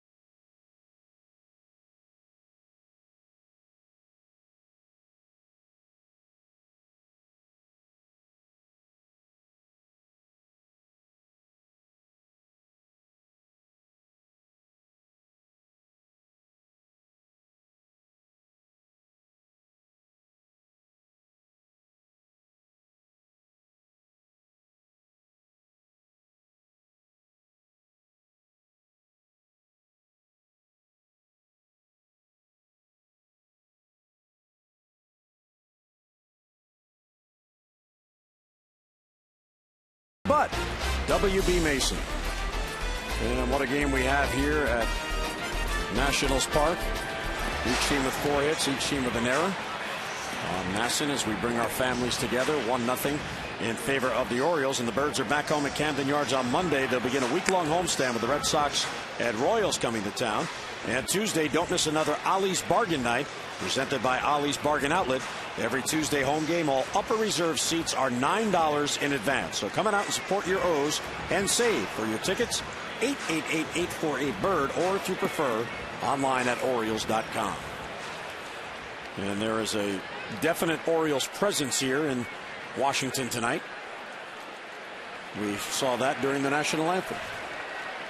There's Jake Arrieta's number, 74 pitches to this point. 59% fastballs, 41% off speed. But I'll tell you what the telling sign is right there. 17 out of 19 first pitch strikes. And that's certainly helping him set up other pitches down and out of the zone for strikeouts. Desmond, Bernardina, and Zimmerman, the top of the lineup for the Nats. High fly, deep left field, and we are tied. On an 0-1 pitch, Desmond got to it. And his 6th on the year has evened this game at 1.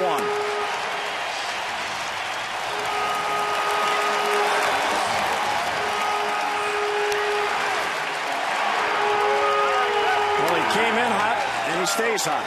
After a first pitch slider to Desmond, he couldn't hold up on his swing in an 0-1 count. Jake Arrieta tried to challenge him with a fastball down and in. He just dropped the head on it. He's got some kind of pop. Your former manager, Tony La Russa, was up here in the booth about a month ago, and he said that was his favorite player. Loves Ian Desmond. Bernardino takes a strike. So Ian Desmond, 2 out of 3. He has a single, a solo home run, and his 15th multi-hit game on the year. Well, he could do a lot of things defensively as well. Those power numbers up. And offensively, he's got that kind of pop. A guy I think could be a 20 home run guy consistently at the major league level. Just goes down and digs out a 2-seam fastball at 92 miles an hour. And hits it where the big boys go in left field. Pretty impressive getting to that fastball. So Desmond has tied this game. That is the 8th home run allowed by Jake Arrieta. And it's only the 2nd allowed by Arrieta to a right-handed batter. Adrian Beltre of Texas hit a solo home run off him at Camden Yards in his start against the Rangers, and now Ian Desmond here tonight. 2-2 on Bernardina. And from 0-2 to 3-2 on the Nationals left fielder.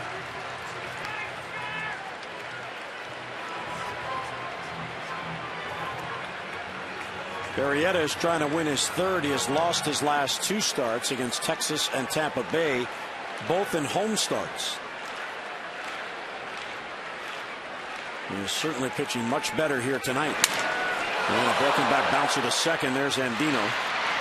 And he retires Bernardino for the first out of the 6th inning.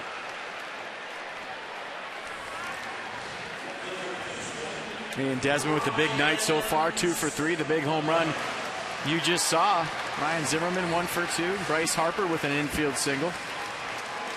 And Jesus Flores 1 for 2, and that's it.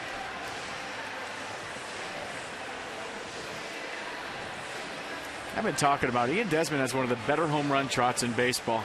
He doesn't show anybody up. He gets around quick. But there's a certain style and swagger to his trot that I dig watching. Here's Zimmerman. Cued foul the other way, 0-1.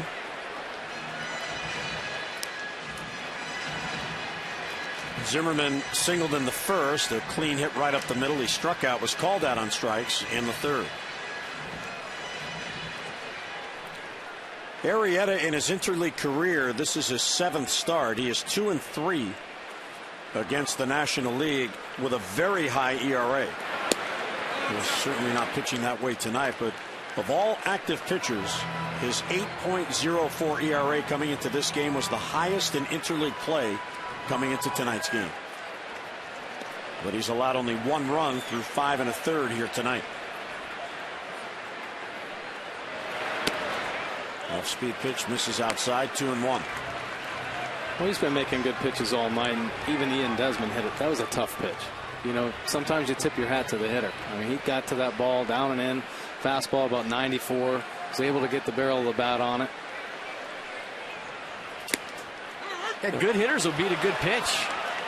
And sometimes you get a pitch up in the zone that's called a strike on you, and Ryan Zimmerman did not like that call right there. And instead of 3-1, the count even at 2-2.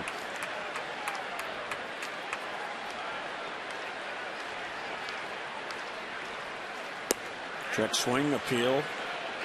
And no swing, says Andy Fletcher. So a 3-2 count. Let's see, did it go? Andy Fletcher said no, and Andy Fletcher said no. I love your honesty. That's a makeup call. 3-2 is popped up. Who's it going to be? Andino is calling off Davis. Robert has it for the out. 2 away in the 6th inning. Hey fans, remember your Washington area Lexus dealers are donating $200 to the Children's National Medical Center every time a Nationals player hits a home run this season. Ian Desmond has hit a home run, so he's helping the cause.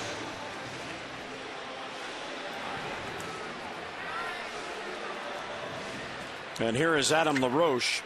When I saw FP that LaRoche was batting .326 against right-handed pitching, I was impressed until I looked at the other side of his stat column and saw that he's hitting .367 against left-handers, and he's a left-handed batter. He's done a nice job of letting the ball get deep against lefties and using the whole field. I think a lot of people, when they think of Adam LaRoche, think of a dead pull hitter, but he's got his share of hits the other way.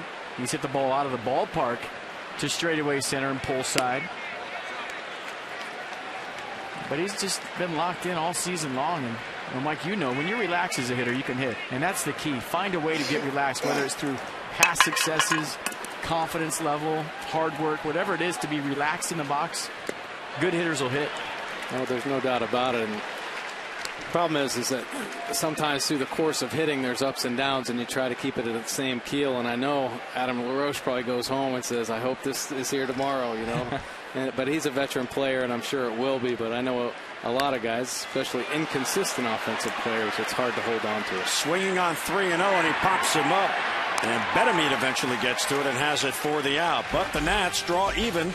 Ian Desmond on an 0-1 pitch gets a sinking fastball and gives it a ride.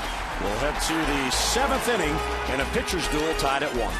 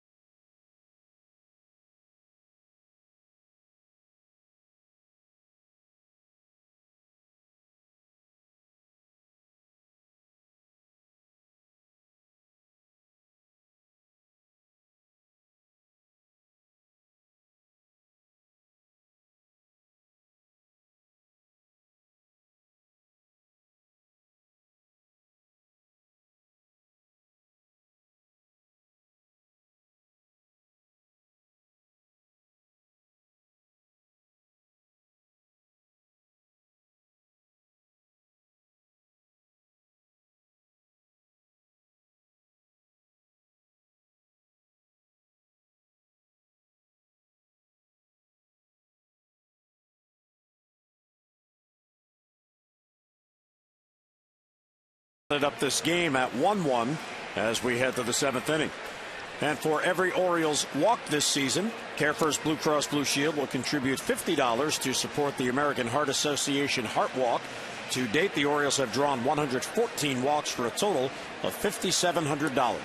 CareFirst Blue Cross Blue Shield encourages each of us to take that first step towards a healthier and more active lifestyle. So Edwin Jackson at 78 pitches through 6 innings is now back even.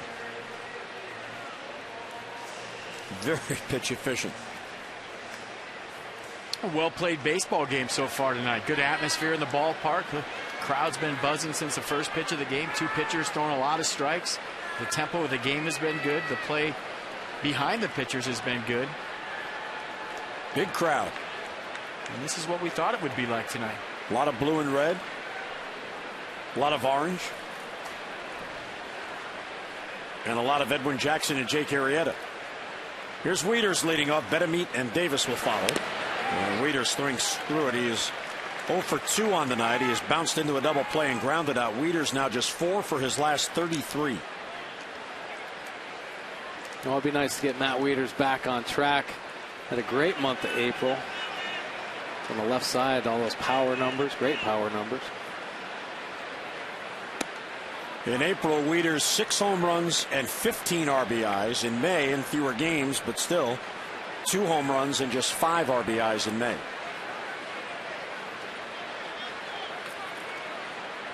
Well, it's a game of adjustments. Teams have made adjustments on Matt. There's a chopper toward shortstop. Desmond charges to play the hop. And he gets Wieters for the first out. Matt is 0 for 3 on 3 groundouts. It'll be interesting to see which of the next 2 games Wieters does not start.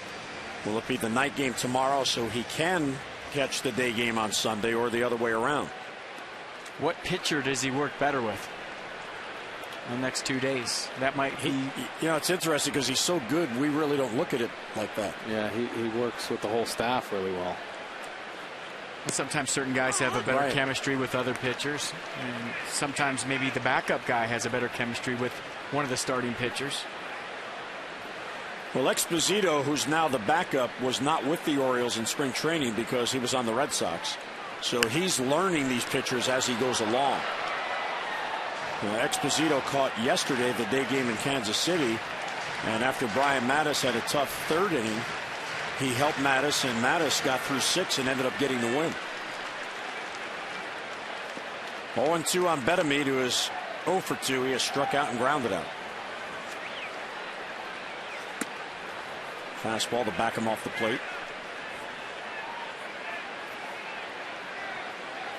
Taylor Teagarden was to be the backup catcher, but as we chatted about earlier, he's one of the injuries, and his injury came in spring training, even before the exhibition game started. The bad back. Breaking ball's low. Good take by Betemit to even the count. It is certainly a plus for any major league team to have a real good backup catcher. Absolutely.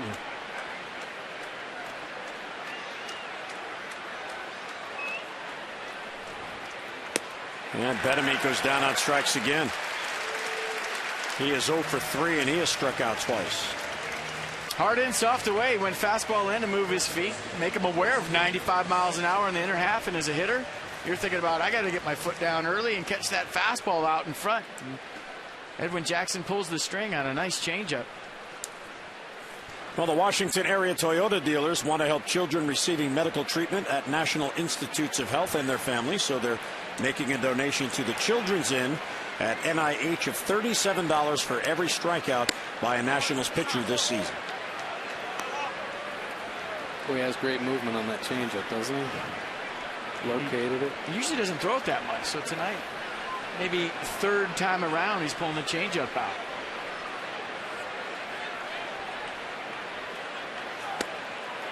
Davis with a home run swing, and he missed 1-1. 5 through 9 in the Orioles lineup.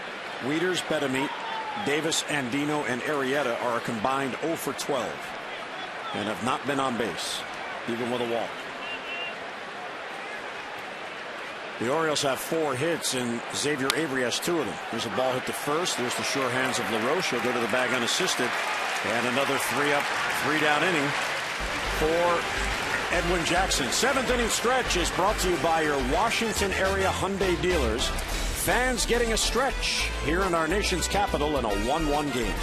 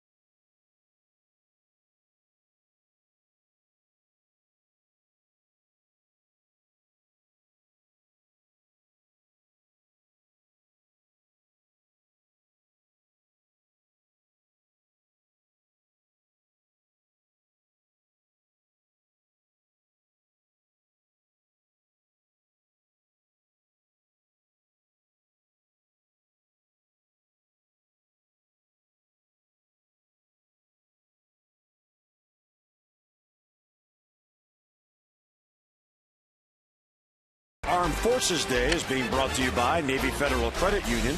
Navy Federal Credit Union has served the military for over 75 years.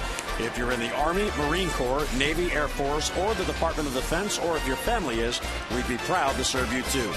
By Cisco, a proud mission partner to the United States Department of Defense. And by DynCorp International, we serve today for a better tomorrow. We air tonight's game on Masson in celebration of Armed Forces Day throughout the nation. The United States Armed Forces are the overall unified military forces of the United States, consisting of the Army, Navy, Marine Corps, Air Force, and Coast Guard. We'd like to thank all past and current members of the United States Armed Forces for their work and dedication in protecting our country. And time now, guys, for our Home Depot Doing More on defense. Now, well, here's Matt Wieters, Gold Glove catcher. He's already thrown out 2 batters tonight. There's Bryce Harper, potential base stealer gone. And on the other side, Ryan Zimmerman snagging this hot shot at the hot corner.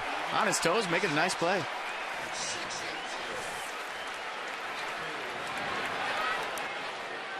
Bryce Harper leads off in this 1-1 game. And it's a little low.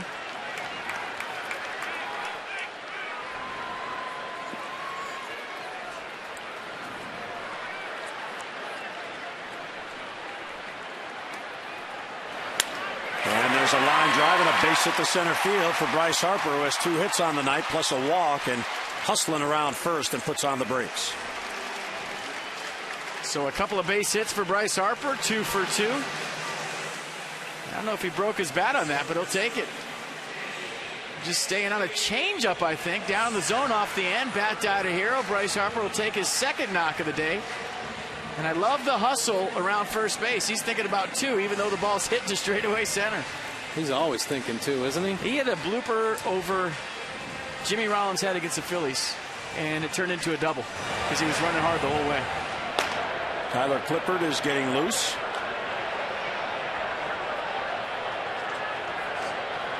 Edwin Jackson's spot is due 5th in this inning if it gets that far. Showing bunt and taking high is Danny Espinosa. Espinosa is 0 for 2. See Betemit creeping in at 3rd. And Hardy going to cover the bag at 2nd. Marietta throwing a lot of off-speed pitches tonight. Started Harper off with 2 changeups, and here's a breaking ball, back-to-back breaking balls to Espinosa.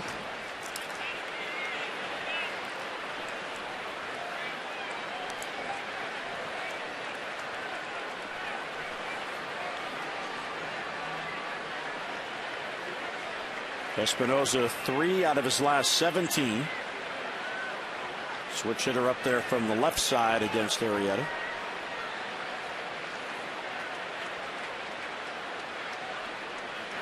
Shows bunt, and it misses down and away. Another off-speed pitch. And obviously the bunt right here for Danny Espinoza, if they keep it on in a 2-1 count, has to be to first base. You look where Betemit is. He's charging hard, starting about 5 steps on the grass and right in Danny Espinoza's face. The farthest guy away is Davis at first, so that's where the bunt would go. It'd be interesting to see if Davy Johnson keeps it on right here in a 2-1 count. And to throw to first. I think that's why Buck Showalter decided to throw to first. Maybe all eyes on Danny Espinoza in the batter's box to see if he flinched to show bunt in a 2-1 count. Yeah, exactly right. A lot of times managers put that on just to see if there is that little movement, maybe a hand sliding up the bat.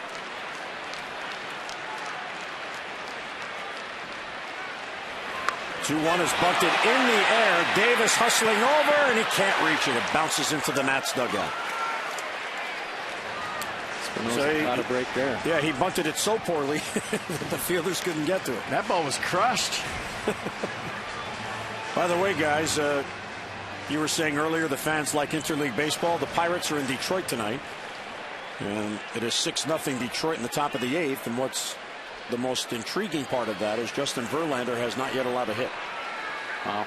So a no-hitter as he goes to the mound, top of the 8th. Well, 2-2 now on Espinoza. Betemit is still creeping in, expecting a bunt even with 2 strikes. He does square, and he bunts at first base side, and it rolls foul, and he's out. And he bangs into Chris Davis. So Davy Johnson keeping the bunt on even with 2 strikes, and Espinoza bunts it foul.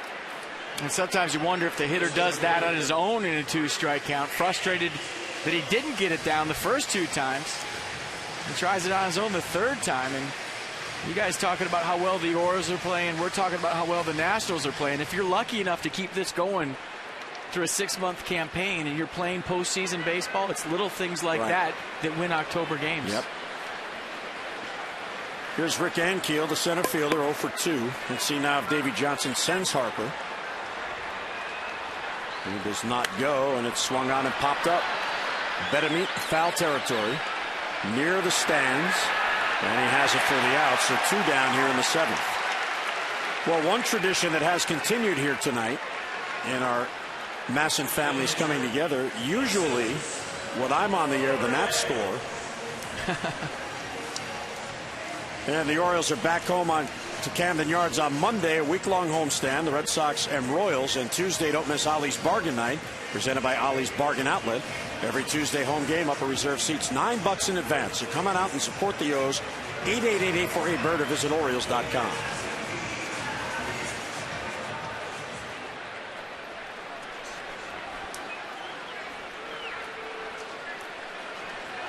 So 2 down. And Jesus Flores now, and there is a strike. But the tradition has continued here tonight, because when Bob was on in the top of the 1st, the Orioles scored.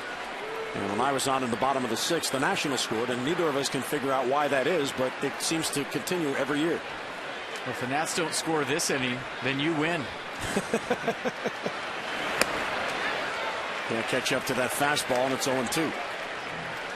Well, FP, it's a lot of fun for us to come down here and get together, and we enjoy you guys coming up to Baltimore as well. I mean, this is a very unique situation with Masson having the rights to 2 teams. We're the only network that can do this, bring our families together, and we really do look forward to joining you guys and working with Chip and back in Baltimore with Dawn. And a high pop-up. And Nino angling towards it. Foul ground. He has it for the out, so the leadoff single doesn't hurt Arrieta. We're through 7. Bob Carpenter returns when we come back. It's a good one. Don't go away. Orioles and Nats are tied at 1.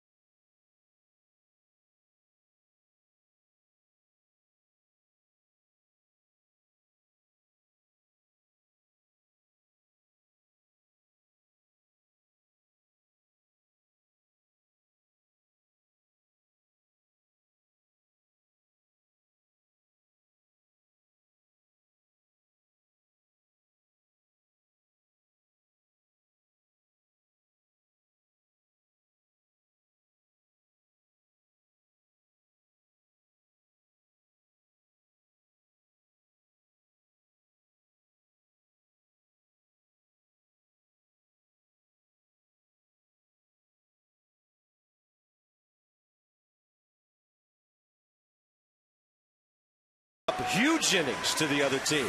While we're broadcasting, nice job, guys. I've been listening for the last hour or so. Didn't put you to sleep over there? Well, I didn't want to say anything. We took you out of the penalty box. You were in there for a little misconduct. You're out. You're ready to go. Well pitched, well defense game. Despite the errors, there have been some good defensive plays. And you get the feeling that the first team that converts one of those fundamental situations you talked about is going to win this thing. Yeah, this is a well-played baseball game. It feels like October baseball. We've said it a couple times this year with the atmosphere in the ballpark, how well the defenses are playing. First guy to flinch loses. Yeah, I hear you. And it's going to come down to just the situational baseball at the end of the game, I think. Getting bunts down at opportune times, advancing runners. But the defense has been tremendous. J.J. Hardy up the middle. Ryan Zimmerman over at third base has made some great plays as well. Well, you know, when pitchers are throwing strikes and they have a good tempo, you're on your toes on defense, and that's when you see all the great plays made behind guys that are working fast and throwing strikes. And had the Nationals been able to score there, they could have gotten the Orioles to hit for their starter, and they still might. Here we go, top of the 8th inning, and a ground ball right side. Danny Espinosa. He and Ian Desmond have about as much range up the middle as any tandem in baseball. 1 out. Looks like Nick Johnson, the former Nat, will hit for the Orioles here. Tonight's copyrighted telecast presented by authority of the Washington Nationals and Baltimore Orioles may not be reproduced or retransmitted in any form, and the accounts and descriptions of this game may not be disseminated without the express written consent of the Washington Nationals and Baltimore Orioles. Some warm applause for Nick Johnson, who gave our fans some good moments in this town. The only thing that kept Nick Johnson from being probably at least a borderline star player here, some really serious injuries. The most notable, a broken leg at Shea Stadium years ago when he had a horrible outfield collision with a big man in Austin Kearns. And he answers with a base hit, pinch hitting for Jake Arrieta. He's always been a good hitter. He's been very good for the Baltimore Orioles. He came into spring training obviously fighting for a spot, and definitely earned one. His veteran presence has been great for some of our younger players like Ryan Flaherty and Steve Tollefson. But, you know, he's a major league hitter. He has a career over 400 on base percentage. He plays the game the right way. And here he is getting a base hit in the late innings of a ball game. And after a slow start, he started to heat up a little bit. Yeah, he sure has. He's had a nice May, collecting a bunch of hits. Nick Johnson 1 for 4 now as a pinch hitter on the year. By the way, we're told through 8 innings now at Detroit, Justin Verlander no hitting the Pirates. So here's one of those fundamental situations. Your speed guy's up, top of the order. Trying to put the bat on the ball, maybe get a runner to scoring position here. In a tie ball game. Good night for Xavier Avery. The walk in the first, the run scored. Double in the third, and the base hit in the 6th.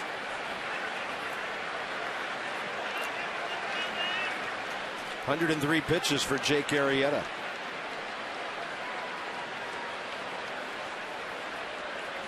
.66 of them were strikes, and that's a breaking ball that stayed up a little high trying to come through that side door. All right, Manager Bordick, if you put on a hit and run right here, even though Nick Johnson not the fastest guy in the world, you got a guy at the plate that shows he can handle the bat. Obviously not a double play threat. What do you do right here? Yeah, I'm not going to put a hit and run on. I'm going to say, go ahead, X. Try to hit that hole over there. You know, he's a young player. He's putting together 3 great at bats already tonight. And obviously you take the risk with Nick Johnson running. 2-0 pitch, slapped up the middle, should be 2. Espinosa, Desmond, and LaRoche 4-6-3, and this ball game goes flying into the bottom of the 8th inning. You're fired. Pitcher spot due to lead off. That was a quick half inning.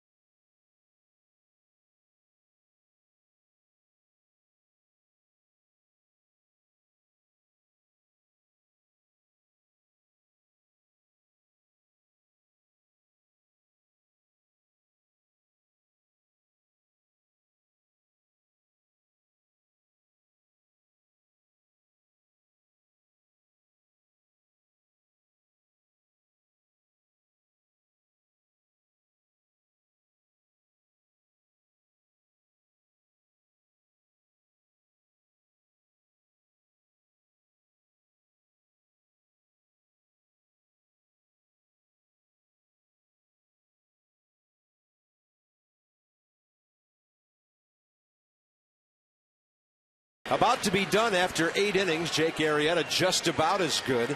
Each only giving up a run. Ian Desmond tied it. And he's had a couple of hits. How about the leadoff guys tonight? 4 hits, 5 times on base between Avery and Desmond. And just like we promised Mike Bordick earlier in the game, it's Miller time, brought to you by Miller Lite. And it's all about Ian Desmond tonight. He gets a 2-seam fastball down and in, drops the head on a pretty good pitch from Jake Arrieta, but Desmond able to dig it out. He likes the ball down and in. And his 6th home run of the year, a shot into the left field bleachers. This call to the bullpen packaged by the UPS store. We love logistics, and it's right-hander Darren O'Day, who will make his 18th appearance, sporting that 1.47 ERA. Boy, he's one of those key parts of this Oriole bullpen. Has been outstanding this year. 18 innings pitched. He's given up 12 hits. But the opponent's average is holding to 190, 225 righties, 130 lefties. And he's very unique. He comes to the side after the Nationals hitters have been seeing Jake Arrieta, more of a traditional pitcher, more over the top. They get a look at a sidearmer in that of Darren O'Day. For the Nationals, Chad Tracy, by far their best guy off the bench this year, leading off. Heating it up lately, 5 for 14 with a pinch homer, 8 RBIs. And overall for the Nationals, hitting .293 with 11 runs batted in. He's been so good, he's changing the way other managers manage late in the game against the Nationals just by his presence on the bench. And he is not able to do much with that. O'Day keeps it close and throws him out. It's time for you to text in your vote for the AT&T Player of the Game. So get a little Nats O's fan battle going here. Jake Arrieta, text A. Ian Desmond, B.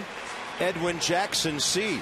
Text those letters, one of them, to 31826. In a 1-1 game in the bottom of the 8th, I would say D, whoever turns out to be tonight's hero.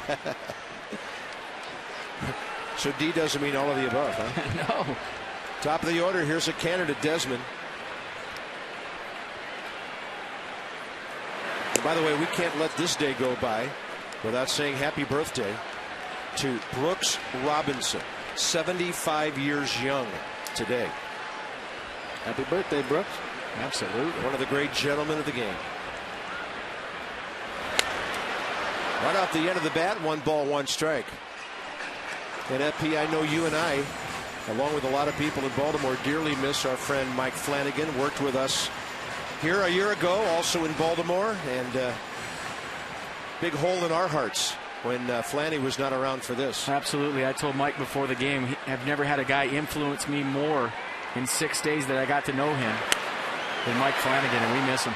Desmond with a half swing. He hit it on the sweet spot, and it carried on a hop out to Robert Andino, and 2 quick outs here in the 8th inning with Roger Bernardina coming up. 9 strikeouts tonight so far. And in the Maryland Lottery Strike It Rich update, Lee has won a total of $1,400. For your chance to be the Maryland Lottery contestant of the game, play Strike It Rich scratch-offs. Enter your non-winning ticket codes at mdlottery.com/strike-it-rich. Beers on Lee Grant tonight. Where is he? Had a baby. Lee, let us know where you are. We'll find you. Bernardino, 0 for 3 strikeout, fly ball, ground ball. And Darren O'Day's come out of the O's bullpen throwing strikes here. Well, he's effective on both lefties and righties. He has great command with that slider. He can pitch it in on lefties. He can backdoor it. He also has 2 type of fastballs, almost like a riser he could throw. He can spot it down and away, almost like a sinker, and then he has one that it takes off up in the zone. 136 appearances over 2 years for the Rangers, 09 and 10, and then just 16 games last year. A waiver claim by the Orioles, who now have Troy Patton, one of their 2 lefties, throwing. And the guys that drop down like this as a hitter, you got to find the window of the release point first before you go to work. Usually take 1 to measure, 1 to rake. But when a guy's funky like that, you got to find the ball out of his hand before you decide to swing. Right, and you know, you typically They do have a sink to it. Those sidearmers have a sink, and that slider stays flat through the zone. But he has another weapon, like we talked about, that rising fastball and the being able to locate. Bernardino will drop one near the left field line, but foul. And that was a pitch you were talking about right there to Roger Bernardino. 86 miles an hour. It seemed like it had that little rise at the end. Right. So where you're thinking this ball's going to be knee high, you go to swing and it's letter high. Takes off, right? Well, here's that pitch we were talking about. Going from down under, you expect it to sink a little, and it just takes off up in the zone. Frisbees do that. And a 1-2. Bernardino. It'll back up Jones, but he's gliding, as Jim Hunter says. Well hit ball. This one into the ninth inning. Tyler Clippard ahead for the Nationals.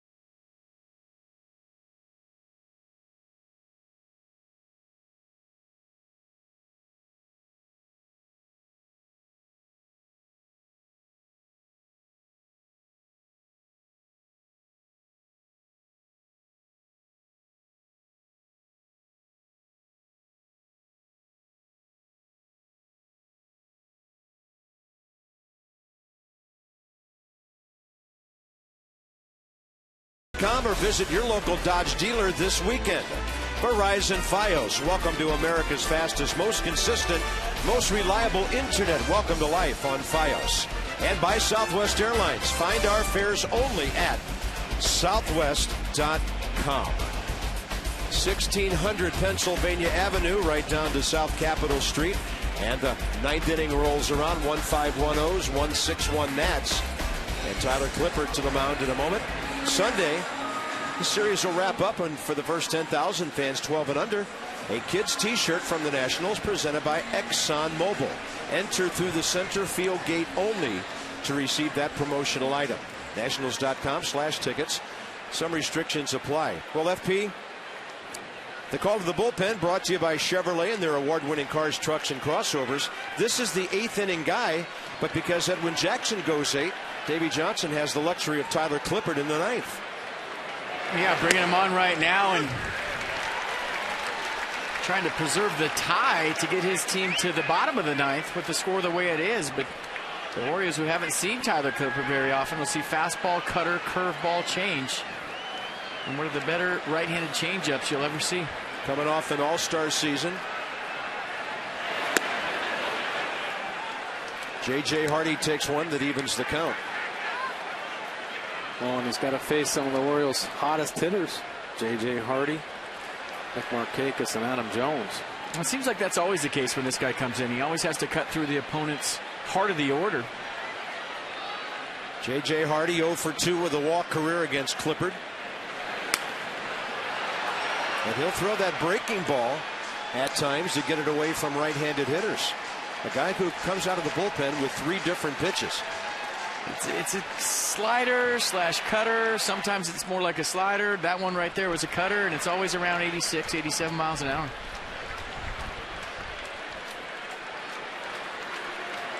And a 1-2.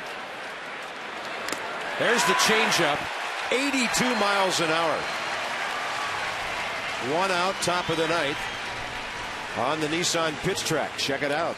same release point, same arm speed as his fastball. And the changeup right there, you see it, he just gets it out in front. He has tremendous arm speed, and the hitter thinks it's a fastball every single time. And it's got that two-seam run, the same as his fastball. Check out Nissan's National Tent event for a limited time. Bonus cash on popular models. Visit ChooseNissan.com or your local dealer.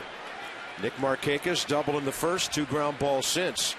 They've both required pretty good plays. Espinosa and then LaRoche. And there's the 81 version of the changeup for a strike. He'll slow you down early with the changeup and he'll speed you up late, or he'll speed you up late and slow you down later with the changeup.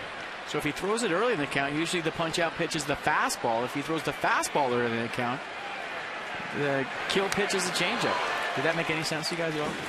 I don't know, but that fastball looked harder than 94. Men in Black 3 in theaters May 25th. Right now it's Men in Black trimmed with orange against the guys in the home whites, and quite a start to the Battle of the Beltways this year. With no balls, 2 strikes. Markakis 1 for 2 career with a strikeout, 2 walks against Tyler Clippard. Target up, that usually means heater. 2 outs. So he started him up with a changeup. He finished him with a fastball. That's what I was trying to say for about 4 pitches. And Tyler Clippard did it right there to a very good hitter. And fastball 93. Up in your eyes. Tough to lay off of. We've seen hitter after hitter over the last few years swing at that pitch in a 2-strike count. Looks like it's coming down. It stays up in the zone. A lot of swing through strike threes with the heater up. Well, how do you like this for your 2 outs in the 9th inning matchup? I wouldn't give him much to hit. How about that? Washington's best reliever and Baltimore's best hitter right now. Jones 1 for 3 with an RBI single. 1 out, top of the 9th at Detroit. Justin Verlander 2 outs away from a no-hitter.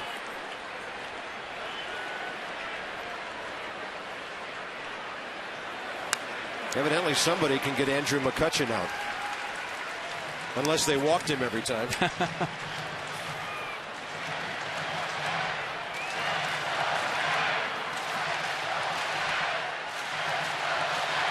Well, Adam Jones has come up with a lot of big hits for the Orioles already in the early part of the season. He just got a fastball up that he just missed.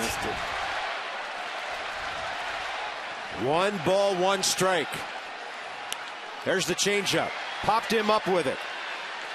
Flores looking over the screen.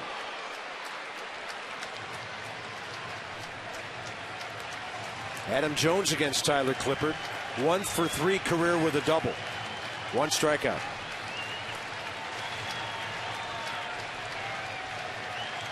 And then, as if Abner Doubleday himself was presiding over this game, Washington has 3, 4, 5 due up in the bottom of the 9th.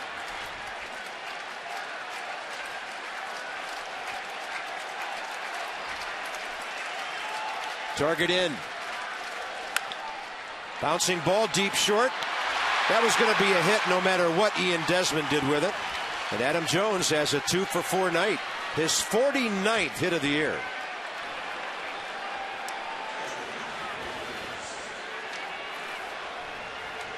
And he could be running. Pretty good battle by Jones and Clippard, and then nice effort right there by Desmond. The athletic infield on both teams. Yeah. Desmond and Espinosa up the middle, and Matson already in Andino. Adam Jones with 6 steals. He's been caught 3 times, and now the cat and mouse game goes on between Tyler Clippard and Adam Jones at first base, but he looks like he wants to run early. Matt Wieters 0 for 3. Runner starts and stops, and Flores takes a look. I mean, I feel like he has to try to steal second base somewhere early in this count. The earlier he can get to second, the easier it is for Wieters to drive him in. I think a lot of times base runners steal too late in the count, especially with 2 outs. 2 strikes, they go. Now it only gives the hitter 1 pitch to drive him in. Good base stealers steal early in the count when everybody knows they're going to steal. 1 ball, no strikes. Target in. Josh Harrison of the Pirates singled with 1 out in the 9th inning against Justin Verlander. Neil Walker just grounded out, so he's 1 out away from a 1-hitter. Here in Washington, lots of drama. 9th inning, 1-1 game. And Davey Johnson might want to throw over again because Adam Jones had a lean going there to second base. Wieters 0 for 1 career against Clippard with 2 walks. Tries to get around that ground ball, that outside pitch rather, hits a ground ball. Clippard a good job of covering, and here they come. Zimmerman, LaRoche, Harper, bottom of the 9th, straight ahead.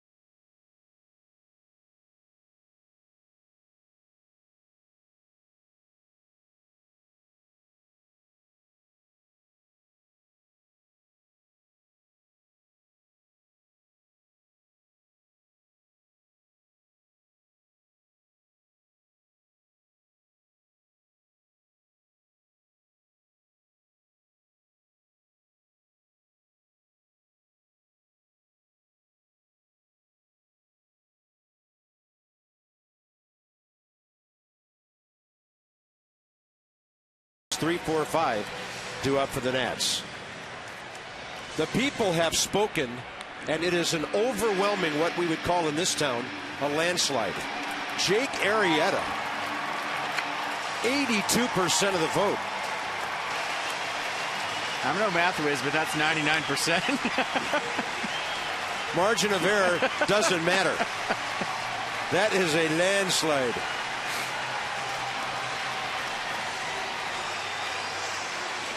Darren O'Day stays for the Orioles after a 1-2-3/8. And the Nationals have been masters of the walk-off win in this ballpark since it opened in 2008. In fact, Ryan Zimmerman, in the very first game ever played here, hit a walk-off home run, bottom of the 10th against Atlanta's Peter Moylan, and they haven't let up since. Traditionally one of the leading clubs in baseball at home for walk-off wins. We shall see. Great atmosphere in the ballpark tonight. This is what I'm talking about. Good vibe, good buzz from the first inning on. We got a tie ball game going to the bottom of the 9th. This is good stuff. And O'Day's only given up 2 home runs in 19 innings this year. Coming into this ball game, opponents only hitting 190 against him.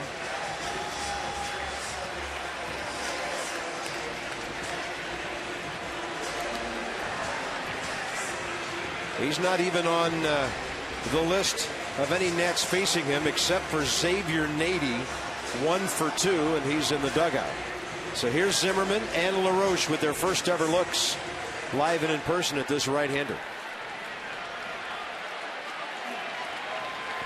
Ryan Zimmerman, 1 for 3. Away. Everybody's doing it. Zimmerman hits it sharply over to Robert Andino for the first out. Tune into the O's Extra Post Game Show immediately following the game, brought to you by PNC Bank for the achiever in you. Jim Hunter, Rick Dempsey. You'll hear from the man walking to the mound right now, and Buck Showalter says, I'm going matchups here. 4 straight, what a good job by O'Day. Troy Patton's been warm for a while.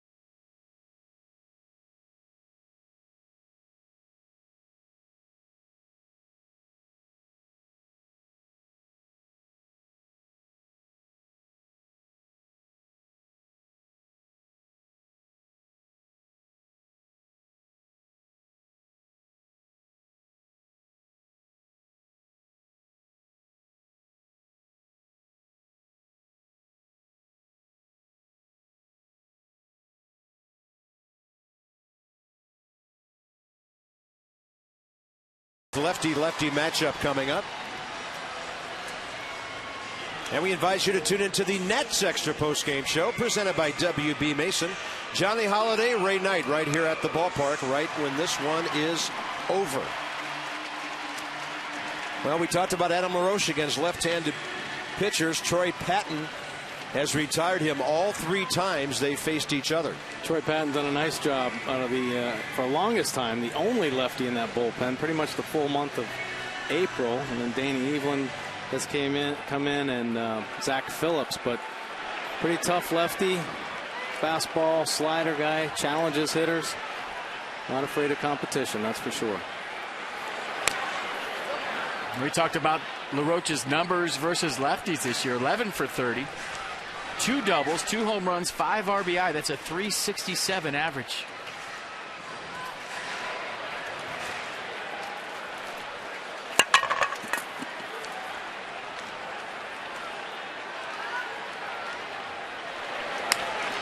Rips it, and that's why they guard the line in the late innings. 2 outs. Chris Davis takes care of it. Now it'll be Harper. Perfect night, 2 singles around a walk.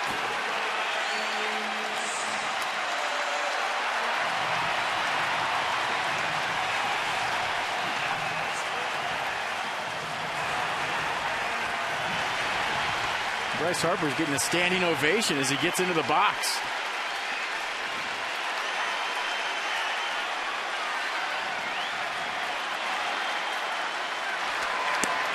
Lays off the breaking ball. An at bat of great expectations for a young man, bottom of the 9th in a tie game.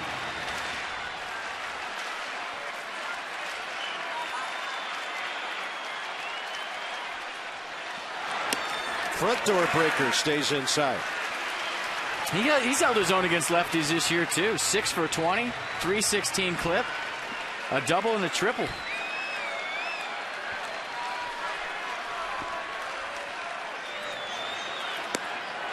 Hasn't seen a fastball yet. And he was betting fastball right there, and he got the slider, but that's okay. Swing through it, get yourself another chance.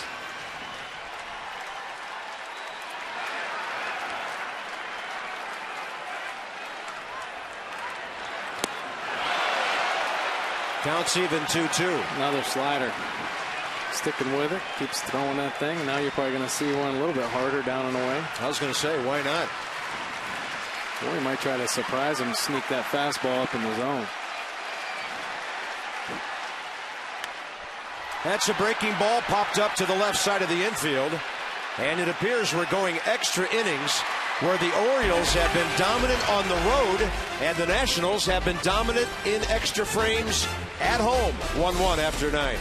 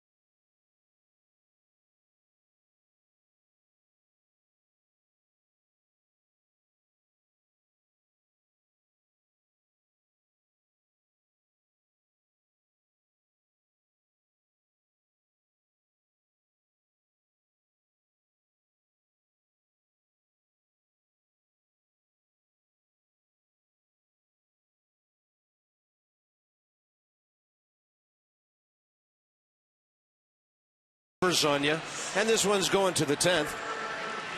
We just want to correct something from a moment ago. It'll be Tom Davis and Rick Dempsey.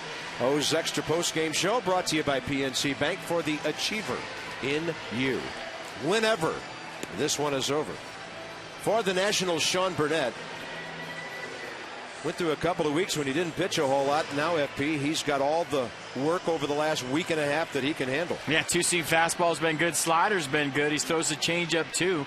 Fastball will be in the upper 80s, the slider in the upper 70s, and the changeup in the low 80s.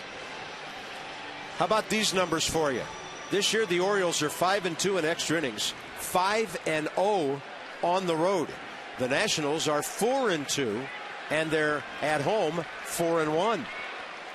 So each team at its best in a scenario like this. Wilson Betemit leads off, top of the 10th. 0 for 3, 2 strikeouts. Well, the Orioles' last 3 extra inning contests, one game 13 innings, one 17, and one 15. So I was going to wait to let you mention that. Yeah, they've been getting extended, and unfortunately what that does is it really ends up taxing the bullpen. Our bullpen's thrown an extra 35.5 innings this year. Wow. What's a good thing about it is Masson pays you overtime for it, so you got that going for you, which is good. Who did that contract? Betemit, Davis, and Dino, top 10 for Baltimore. And then the pitcher spot if it gets down that far. 2 balls, 1 strike. Now this interleague matchup, they didn't play in 05 the first year the Nationals were here, but they started the year after. Orioles have won 19, the Nats have won 17. Washington 10-8 in this town, RFK Stadium and Nationals Park. A lot of close games, not that many blowouts, and now it's 3-1.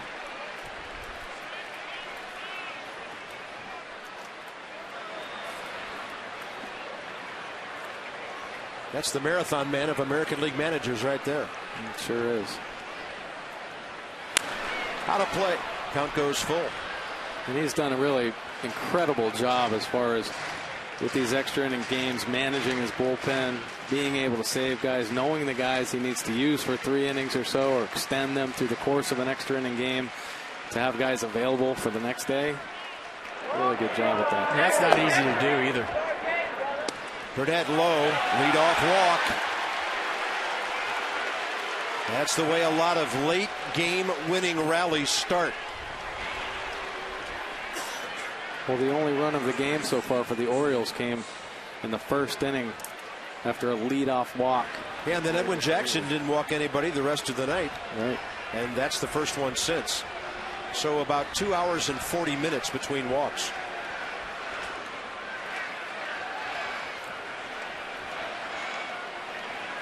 Chris Davis, strikeout, fly ball grounder. Another no decision for Edwin Jackson, who's now started 8 games and not had a decision in 6 of them. I think he had his best stuff all season tonight. We'll go back to that complete game. I think it was against Cincinnati. It was. On April 14th, but I thought he had better stuff tonight than he did in that complete game against the Reds. Ground ball. LaRoche, tough play. Still an out at first to be had, and Sean Burnett got over there. Well, you're talking about the game slowing down for a player. There was no panic at all on that play by Adam LaRoche. Yeah, but that turns out to be as good as a bunt for the Orioles right here. As Betemit gets into scoring position, LaRoche knowing that he's got a little bit of time with Davis running to first base. So like you said, no panic. But all of a sudden, the go-ahead run in scoring position for the O's. And he thought the ball was in his glove. He was starting to make a throw to shortstop. Surprised when he reached in there and got nothing. So here's Zandino, who's also 0 for 3 like Davis was. Wilson Betemit, good speed, scoring position, 1 out.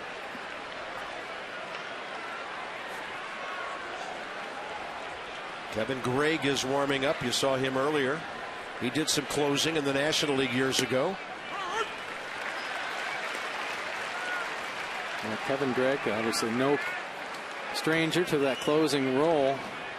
It's been used sparingly this year, but when he's come in lately, he's done a great job. Oh, he used to be downright nasty with Florida.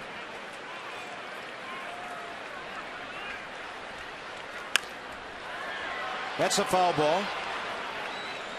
And that's odd. Zimmerman flagging it down. Yeah, tough to get by that guy, even if it's foul. He would have thrown it to first, except Joe West told him foul ball. He does not umpire at third base. He plays everything as if it's playable.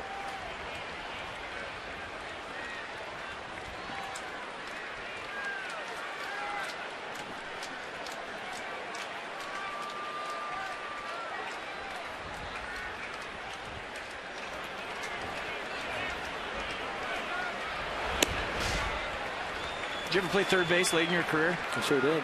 That was early in my career and late in my career. That was the one position that always gave me butterflies when I went over there. Second short, fine. Outfield, fine. Go to third base, a little bit of a panic. You could see my heart beating through my jersey over there. I didn't like it. Oh my gosh, those big hairy guys chopping some stuff down on there. No doubt about it. It's scary. You're too close. Way too close. You can't read hops. The ball plays you. What else could I say? It's a long throw. You get a lefty out there throwing big looping curveballs, and then the opposition stacks their lineup with a bunch of big right-handers hitting seeds at you down there all night. That's a tough position. That's why when I watch that guy play right there, it just amazes me how easy he makes it look. Right.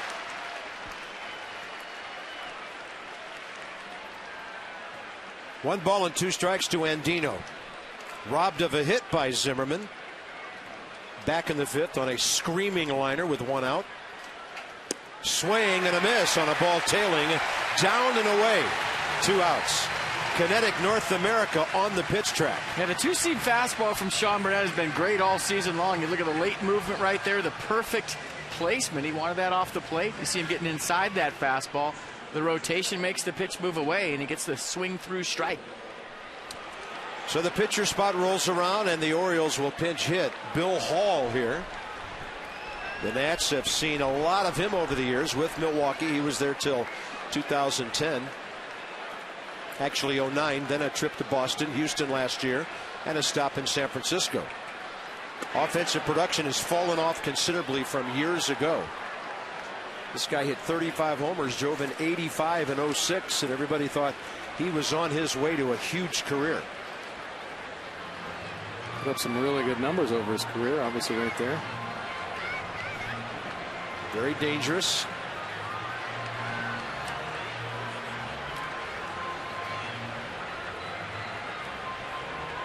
One for 5 is an Oriole, and yes, it was a home run. Yeah, opposite field home run at that in his first game up. If you're a bench player in the American League, you are digging interleague play in National League ballparks because all of a sudden you're in the mix. Regular game, you really don't have a chance to get in the baseball game. When that pitcher spot comes around, you're playing National League games, all of a sudden you have to manage in the dugout and be ready to pinch hit. And playing in the American League my last year, I felt like if you weren't in the starting lineup, there was no shot you were getting into a game unless somebody got hurt. But in the National League, you have to manage along with the manager. You have to be ready when your number's called. And from about the 5th inning on, you got your batting gloves on, you got your bat in your hand, and you're down the tunnel, hitting off the tee, getting loose, ready for that call.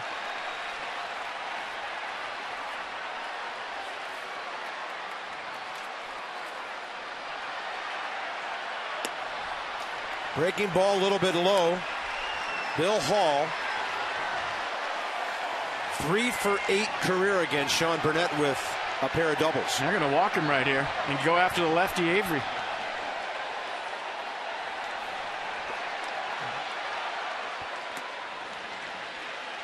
So Davey Johnson go with the matchups right there. And I think once you fall behind a guy like Hall, you saw the 2-0 slider from Sean Burnett.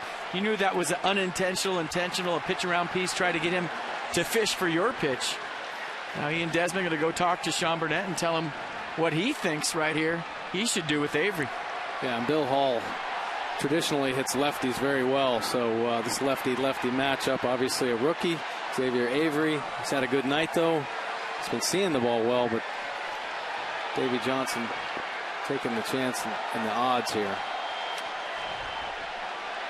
We said all 3 balls hard, even the double play hit hard to Danny Espinosa, the 4.63 last time up. He hit it on the screws.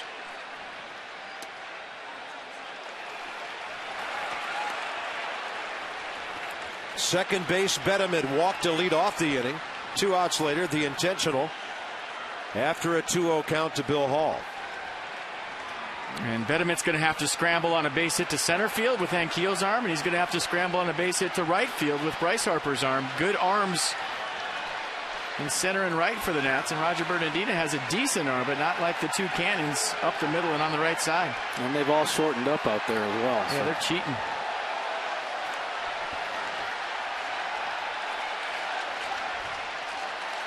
That drops in to even the count, 1-1. I'm telling you, this sounds like a college crowd here. Sounds like a bowl game. Half the stadium orange, half red, shouting each other down. It's good. That's all we need is a band and some cheerleaders. And a flyover.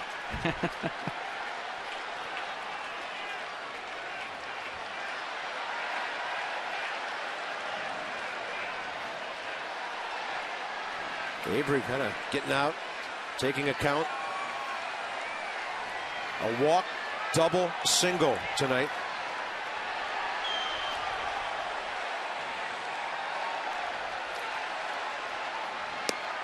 And Sean Burnett buries the fastball in on him, right under his hands. So he went with a big slider for strike one, 75 miles an hour, and then he goes with a two-seam fastball. Well placed. Well, there's some good late movement on that pitch as well. Down and in. What do you go with right here? Slider again or that same pitch? It's got a couple weapons. No doubt about it. Ball game on the line with a young man up there, 24 major league at bats. And a swing and a miss on a breaking ball away. Flores will step aside for a throwing lane. And the top of the 10th is over. The Orioles have stranded 6 runners. Espinosa, Ankiel, and Flores for Washington.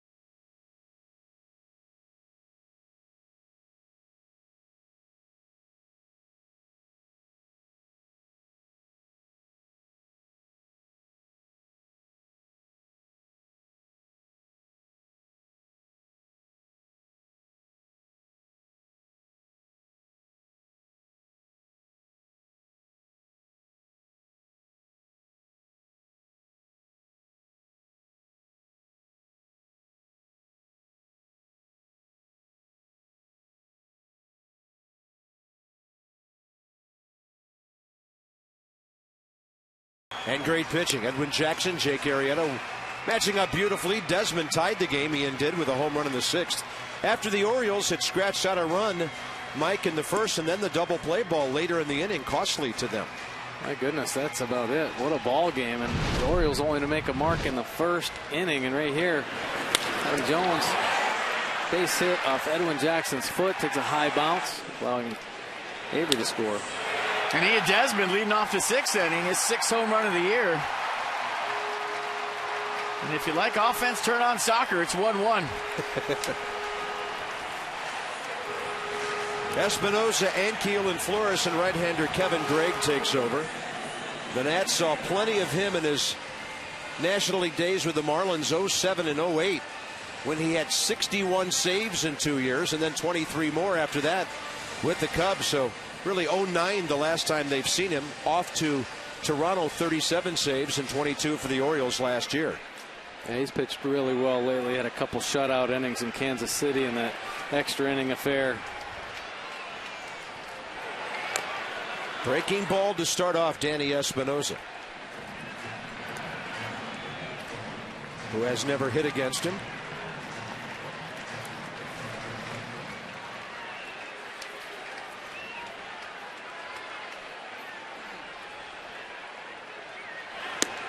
And Davey Johnson and the Nationals would love to get the speed of Danny Espinoza on first base any way they can right here to start off the 10th.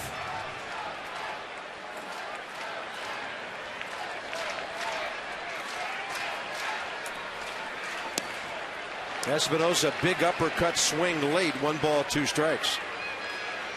0 for 3 tonight. Couple of strikeouts. He has struck out 48 times this year.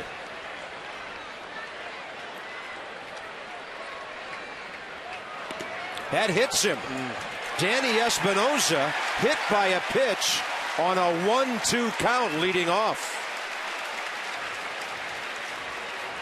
And just like that, the Nats have the winning run on base in the form of a hit by pitch. Danny Espinoza not going to play dodgeball in the bottom of the 10th. Lets the ball hit him in the foot or the leg, wherever it got him. And in a 2-strike count.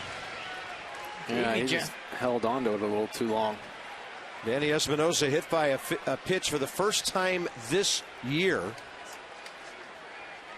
after he was drilled regularly his first year and month in the big leagues. Davey Johnson allowing Rick Ankiel to swing away right here.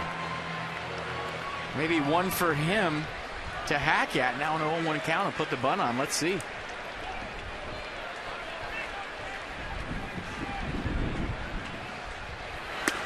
Strikeout pitcher and a strikeout hitter. Can't bunt now. It's 0-2. And he may take that fastball right up the ladder on Ankiel. Well, usually in a tie baseball game in the bottom of the 10th, you get the leadoff guy on. You sacrifice 9 times out of 10. But Davey Johnson being very aggressive right here, letting Rick Ankiel hack away. That's popped up. J.J. Hardy. 1 out.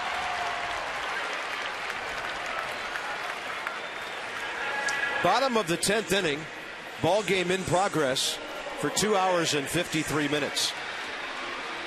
Bob Carpenter, F.B. Santangelo from the red side. Jim Hunter, Mike Bordick from the orange side. Sharing things and watching a great ball game here tonight. And we're all from the Tide side. 1-1 in the bottom of the 10th. Even the hits are tied, the errors are tied. It's 161 to 161. 2 announcers on each side. How even can this thing get? Jesus Flores 1 for 3. Xavier Nady on deck to hit for Sean Burnett in a moment, barring the double play. The Nationals do have a left-handed bat in there, Steve Lombardozzi, the young man from Maryland.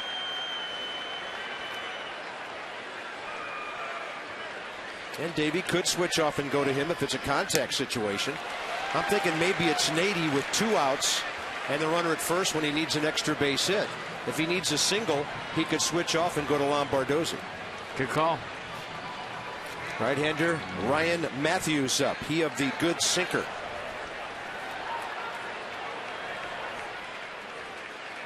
Flores on 0-1. And there's your double play ball with the catcher running. We're going to the 11th inning.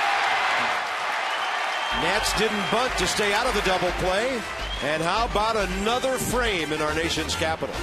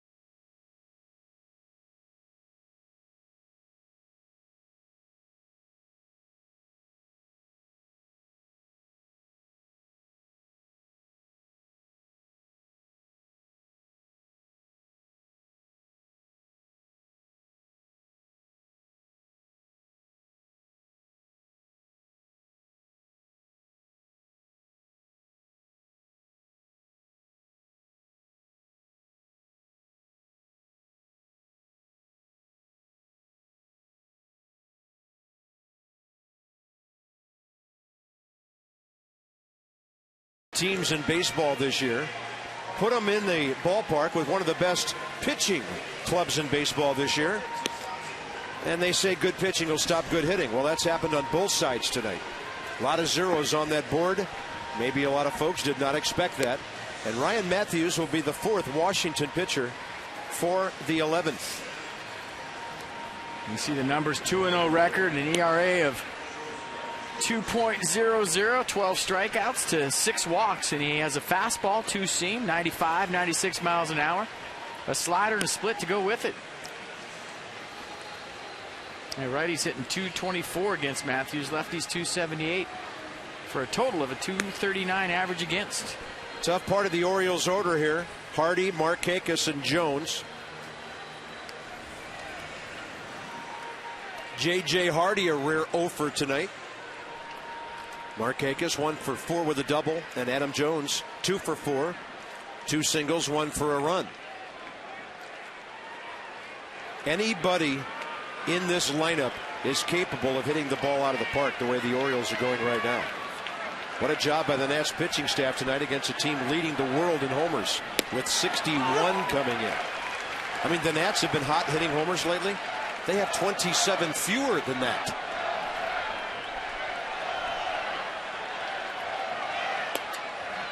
One. Ball flies in Camden Yards, especially during the day. Oh, don't blame it on Camden. And there's so much warm weather up there this year. You know, the warm spring you're having. Bordick told me it hasn't even warmed up yet. Just wait. It hasn't. These guys can hit. They can. Yeah, you don't take 9 Judy hitters and hit 61 home runs, even in a bandbox. That's short for Punch and Judy, of course. J.J. Hardy, 2 strikeouts tonight, 2-1 pitch. Well hit to center. Anquillo going back. That ball is caught about 400 feet away. That ball's out of Camden Yards. Probably. That ball was crushed. I can't believe that didn't get out of here. Well, I told Mike about 5 hours ago, this ballpark plays fair, and that's the deepest part you can hit it to. All right. He did smoke that ball. Nice job by Rick Anquillo running back there, catching it against the wall. You know, 402 is not that deep compared to some others, but it's just a fair ballpark from foul pole to foul pole. And we've seen some wind kick up here in the last couple of innings, too. And I think earlier in that game, that ball's out. The flagpole in left center field, the wind's blowing straight in. You look at the buildings across the street, the wind's blowing from right to left, kind of across. And I'll guarantee you, wind had something to do with that ball because it was hit. Markakis 1 for 4. First inning double going opposite field. Out of play, 0-2 in a hurry.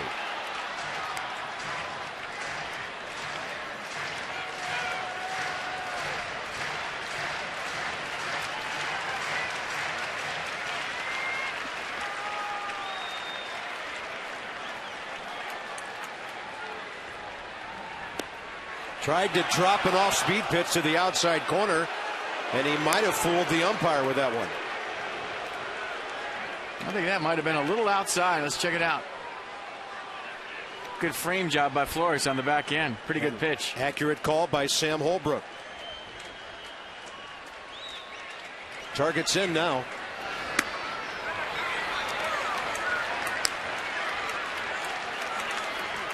Trouble lurking.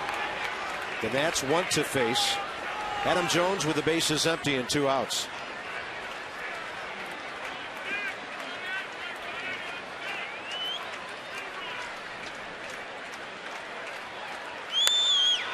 That ball is jerked to right, and it's not coming back. The Nats will face Jones with the bases empty, but now they're behind. Number 7 for Nick Markakis.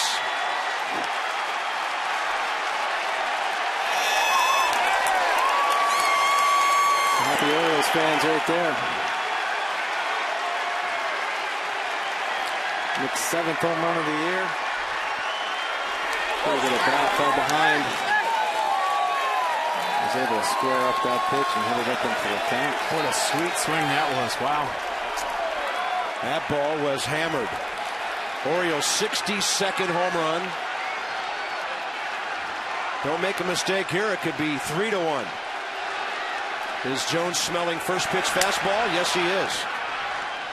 Looked like it had enough sink on it to get the grounder, 2 outs.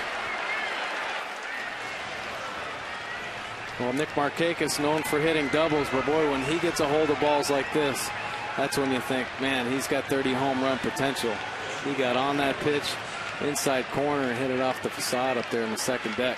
That just missed being in the third deck. Nick Markakis, 111th career home run. He went over 500 RBIs earlier this year.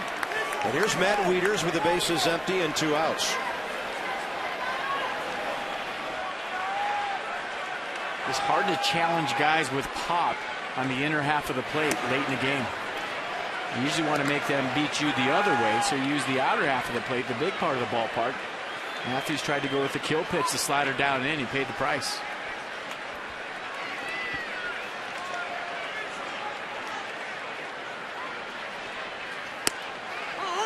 Counts even, 1-1. Good fastball.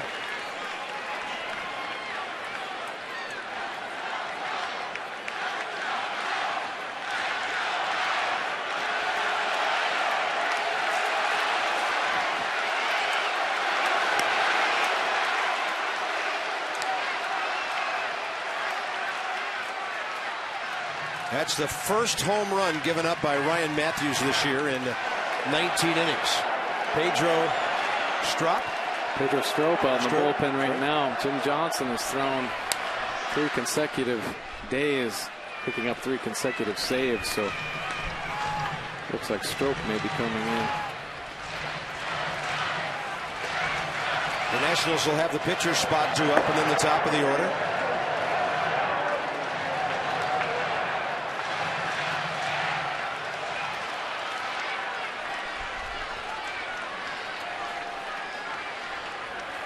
And a 2-2 to Wieters. And him reaching. Matthews. Wieters running a circuitous route to first base. Nick Markakis. It was a no-doubter off his bat with 1 out in the top of the 11th. Markakis, his 7th, RBI number 20. And now the Orioles have 3 outs for a win.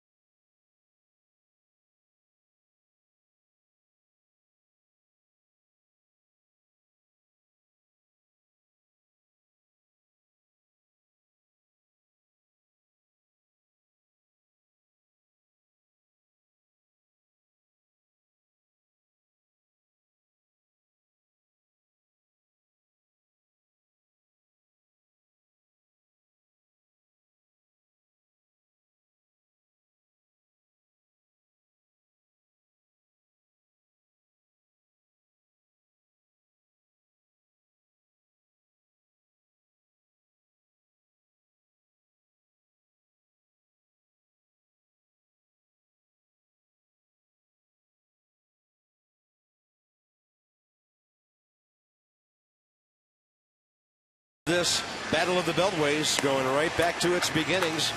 He makes a big difference here tonight. Washington has to get a run to keep it going. Ryan Flaherty takes over at third base for the Orioles. And on the mound, Pedro Strop, already a couple of saves this year. Well, Pedro Strop had to come in and get the save opportunities when Jim Johnson had food poisoning back in April 24th and 25th. Got back-to-back consecutive saves. Pedro's done a great job. Strong armor out of the bullpen. Throws about 97, 98 miles an hour with a hard slider. Very aggressive pitcher, challenges hitters. Writers only hitting .075 off him this year.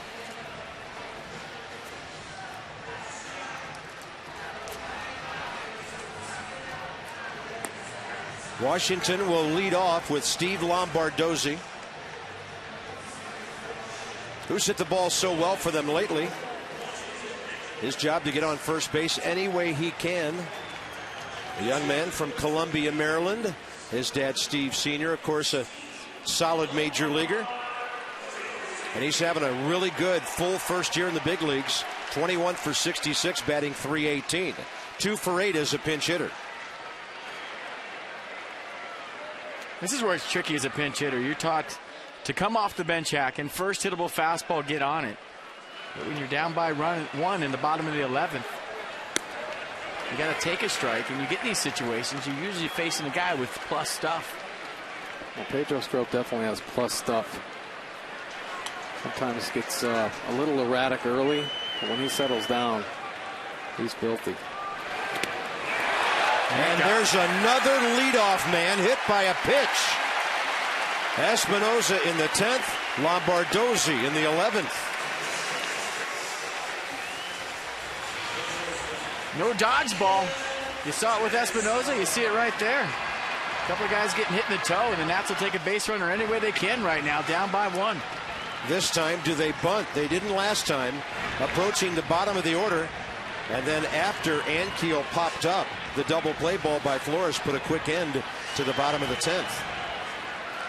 Do you shut down a bat going this well to bunt? Desmond 2 for 4 with a home run. The answer appeared to be yes, but he laid off the high fastball, and Strop hasn't thrown one near the strike zone yet. You could change it up right here and go sneak attack. He's thinking you're button, you get a fastball right down the middle and get something to hit. Maybe a throw over to first to see if he's bunting again, but well, he might do that if he's thrown a strike, but he hasn't thrown a strike yet. And that was ball 2, but Desmond couldn't get out of the way. Took the bat literally out of his hands. And check this out. Desmond squaring around. Look out. It's a two-seam fastball with his name on it, and it's a good thing he got out of the way. Yeah, about 96 miles an hour, too.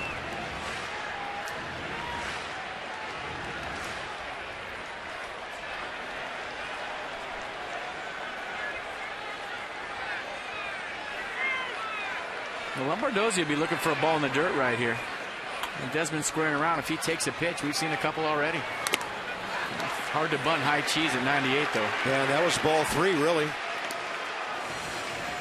Yeah, the fifth ball he's thrown out of the zone. And you have to bunt strikes. When you're coming up to the plate to sacrifice bunt, if it's not a strike, pull it back. And Ian Desmond hasn't looked comfortable in this AB, but in his defense, 98 miles an hour is not easy to bunt. How many times you see a guy unable to lay down a bunt, and then he does something with a bat? This will be interesting. Desmond, hot shot to first. And that's a 3-6-3 double play engineered by Chris Davis. The failure to lay down the bunt costly. Well, it was, and Pedro Strop, really the only strike he's thrown in the zone here. Gets pretty lucky. Hits it right to Chris Davis. Chris Davis makes a nice play being ready for that ball. Turns and throws to J.J. Hardy, and Hardy with a quick relay throw back. Orioles lead the American League in double plays, 49 now. And here's Bernardino, Washington's last hope. Strike 1. Sometimes that'll focus a pitcher on the strike zone. 2 outs, bases empty. And Davis right there did a nice job of no doubles defense. A lot of times you pop off the base, but late in the game he stayed right by the base. And if he pops off the base like he normally does, that ball gets down the line, but he's playing no doubles defense right here. And watch him just kind of get off the base and stay right close to the line. If he shuffles off where he normally does on a pitch, that ball's down the line and Lombardozzi scores. But give Buck Showalter some credit for the no doubles defense. That's strike 3. The ball gets away and Bernardino's going to make it.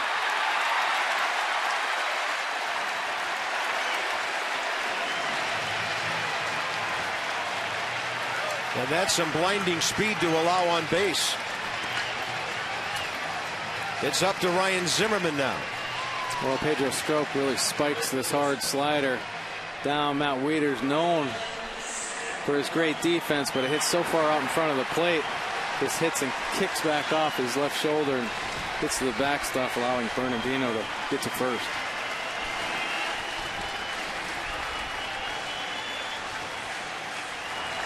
You got a free out to play with. Do you send Bernardino right here? The game should be over. You get a break. You got your best hitter up in Ryan Zimmerman. You play for the walk-off Tater, or do you send Bernardino and get him scoring position? Short lead by Roger. Zimmerman taking lots of fastballs in the zone lately.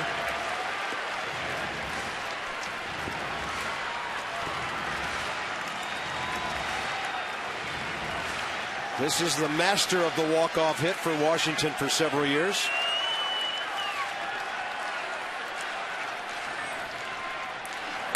Up the middle, well placed. Bernardino thinking about third, but he'll stop. And the tying runs at second base. It's a good ball game. Are you kidding me? Right when you think it's over, the Nats get a second chance to catch a break.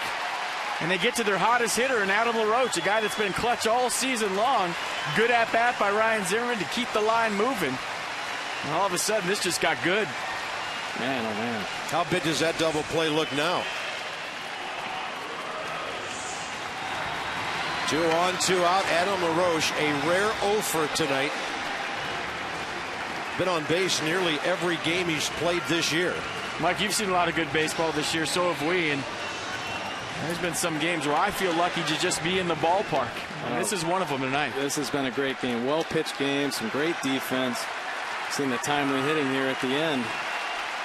Zimmerman will be able to get a big lead off first.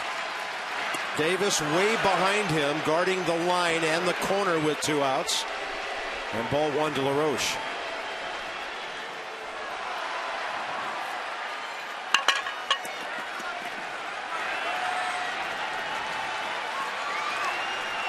With 2 outs, you're going to play your first baseman back, right fielder, short right fielder as the second baseman, and that's ball 2. Well, the Orioles have a shift on. J.J. Hardy shaded to the middle. Robert Andino, short right field.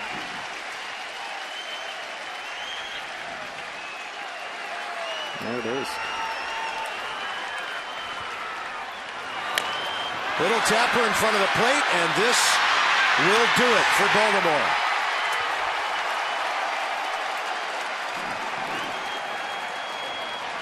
Three hours and 13 minutes to play 11 innings. And Nick Markakis, Mike, the difference for the Orioles. Well, came up with that huge hit at the end. And, you know, there's a great confidence with the Orioles offense because in large part due to the Orioles bullpen, keeping them in ball games, not surrendering many runs late in the game. And Nick Markakis certainly took advantage of a mistake with 2 strikes. Hit it for a home run in extra innings. That's Mike Bordick, and for Jim Hunter and FP Santangelo, Bob Carpenter, the final in 11. The Orioles beat the Nationals 2-1. Join us Sunday, 1:30, MASN HD, when the Nats and the Orioles wrap up the Battle of the Beltways first time around. This has been a MASN presentation. Nats Extra, MASN HD, O's Extra, MASN 2 HD, coming up right now.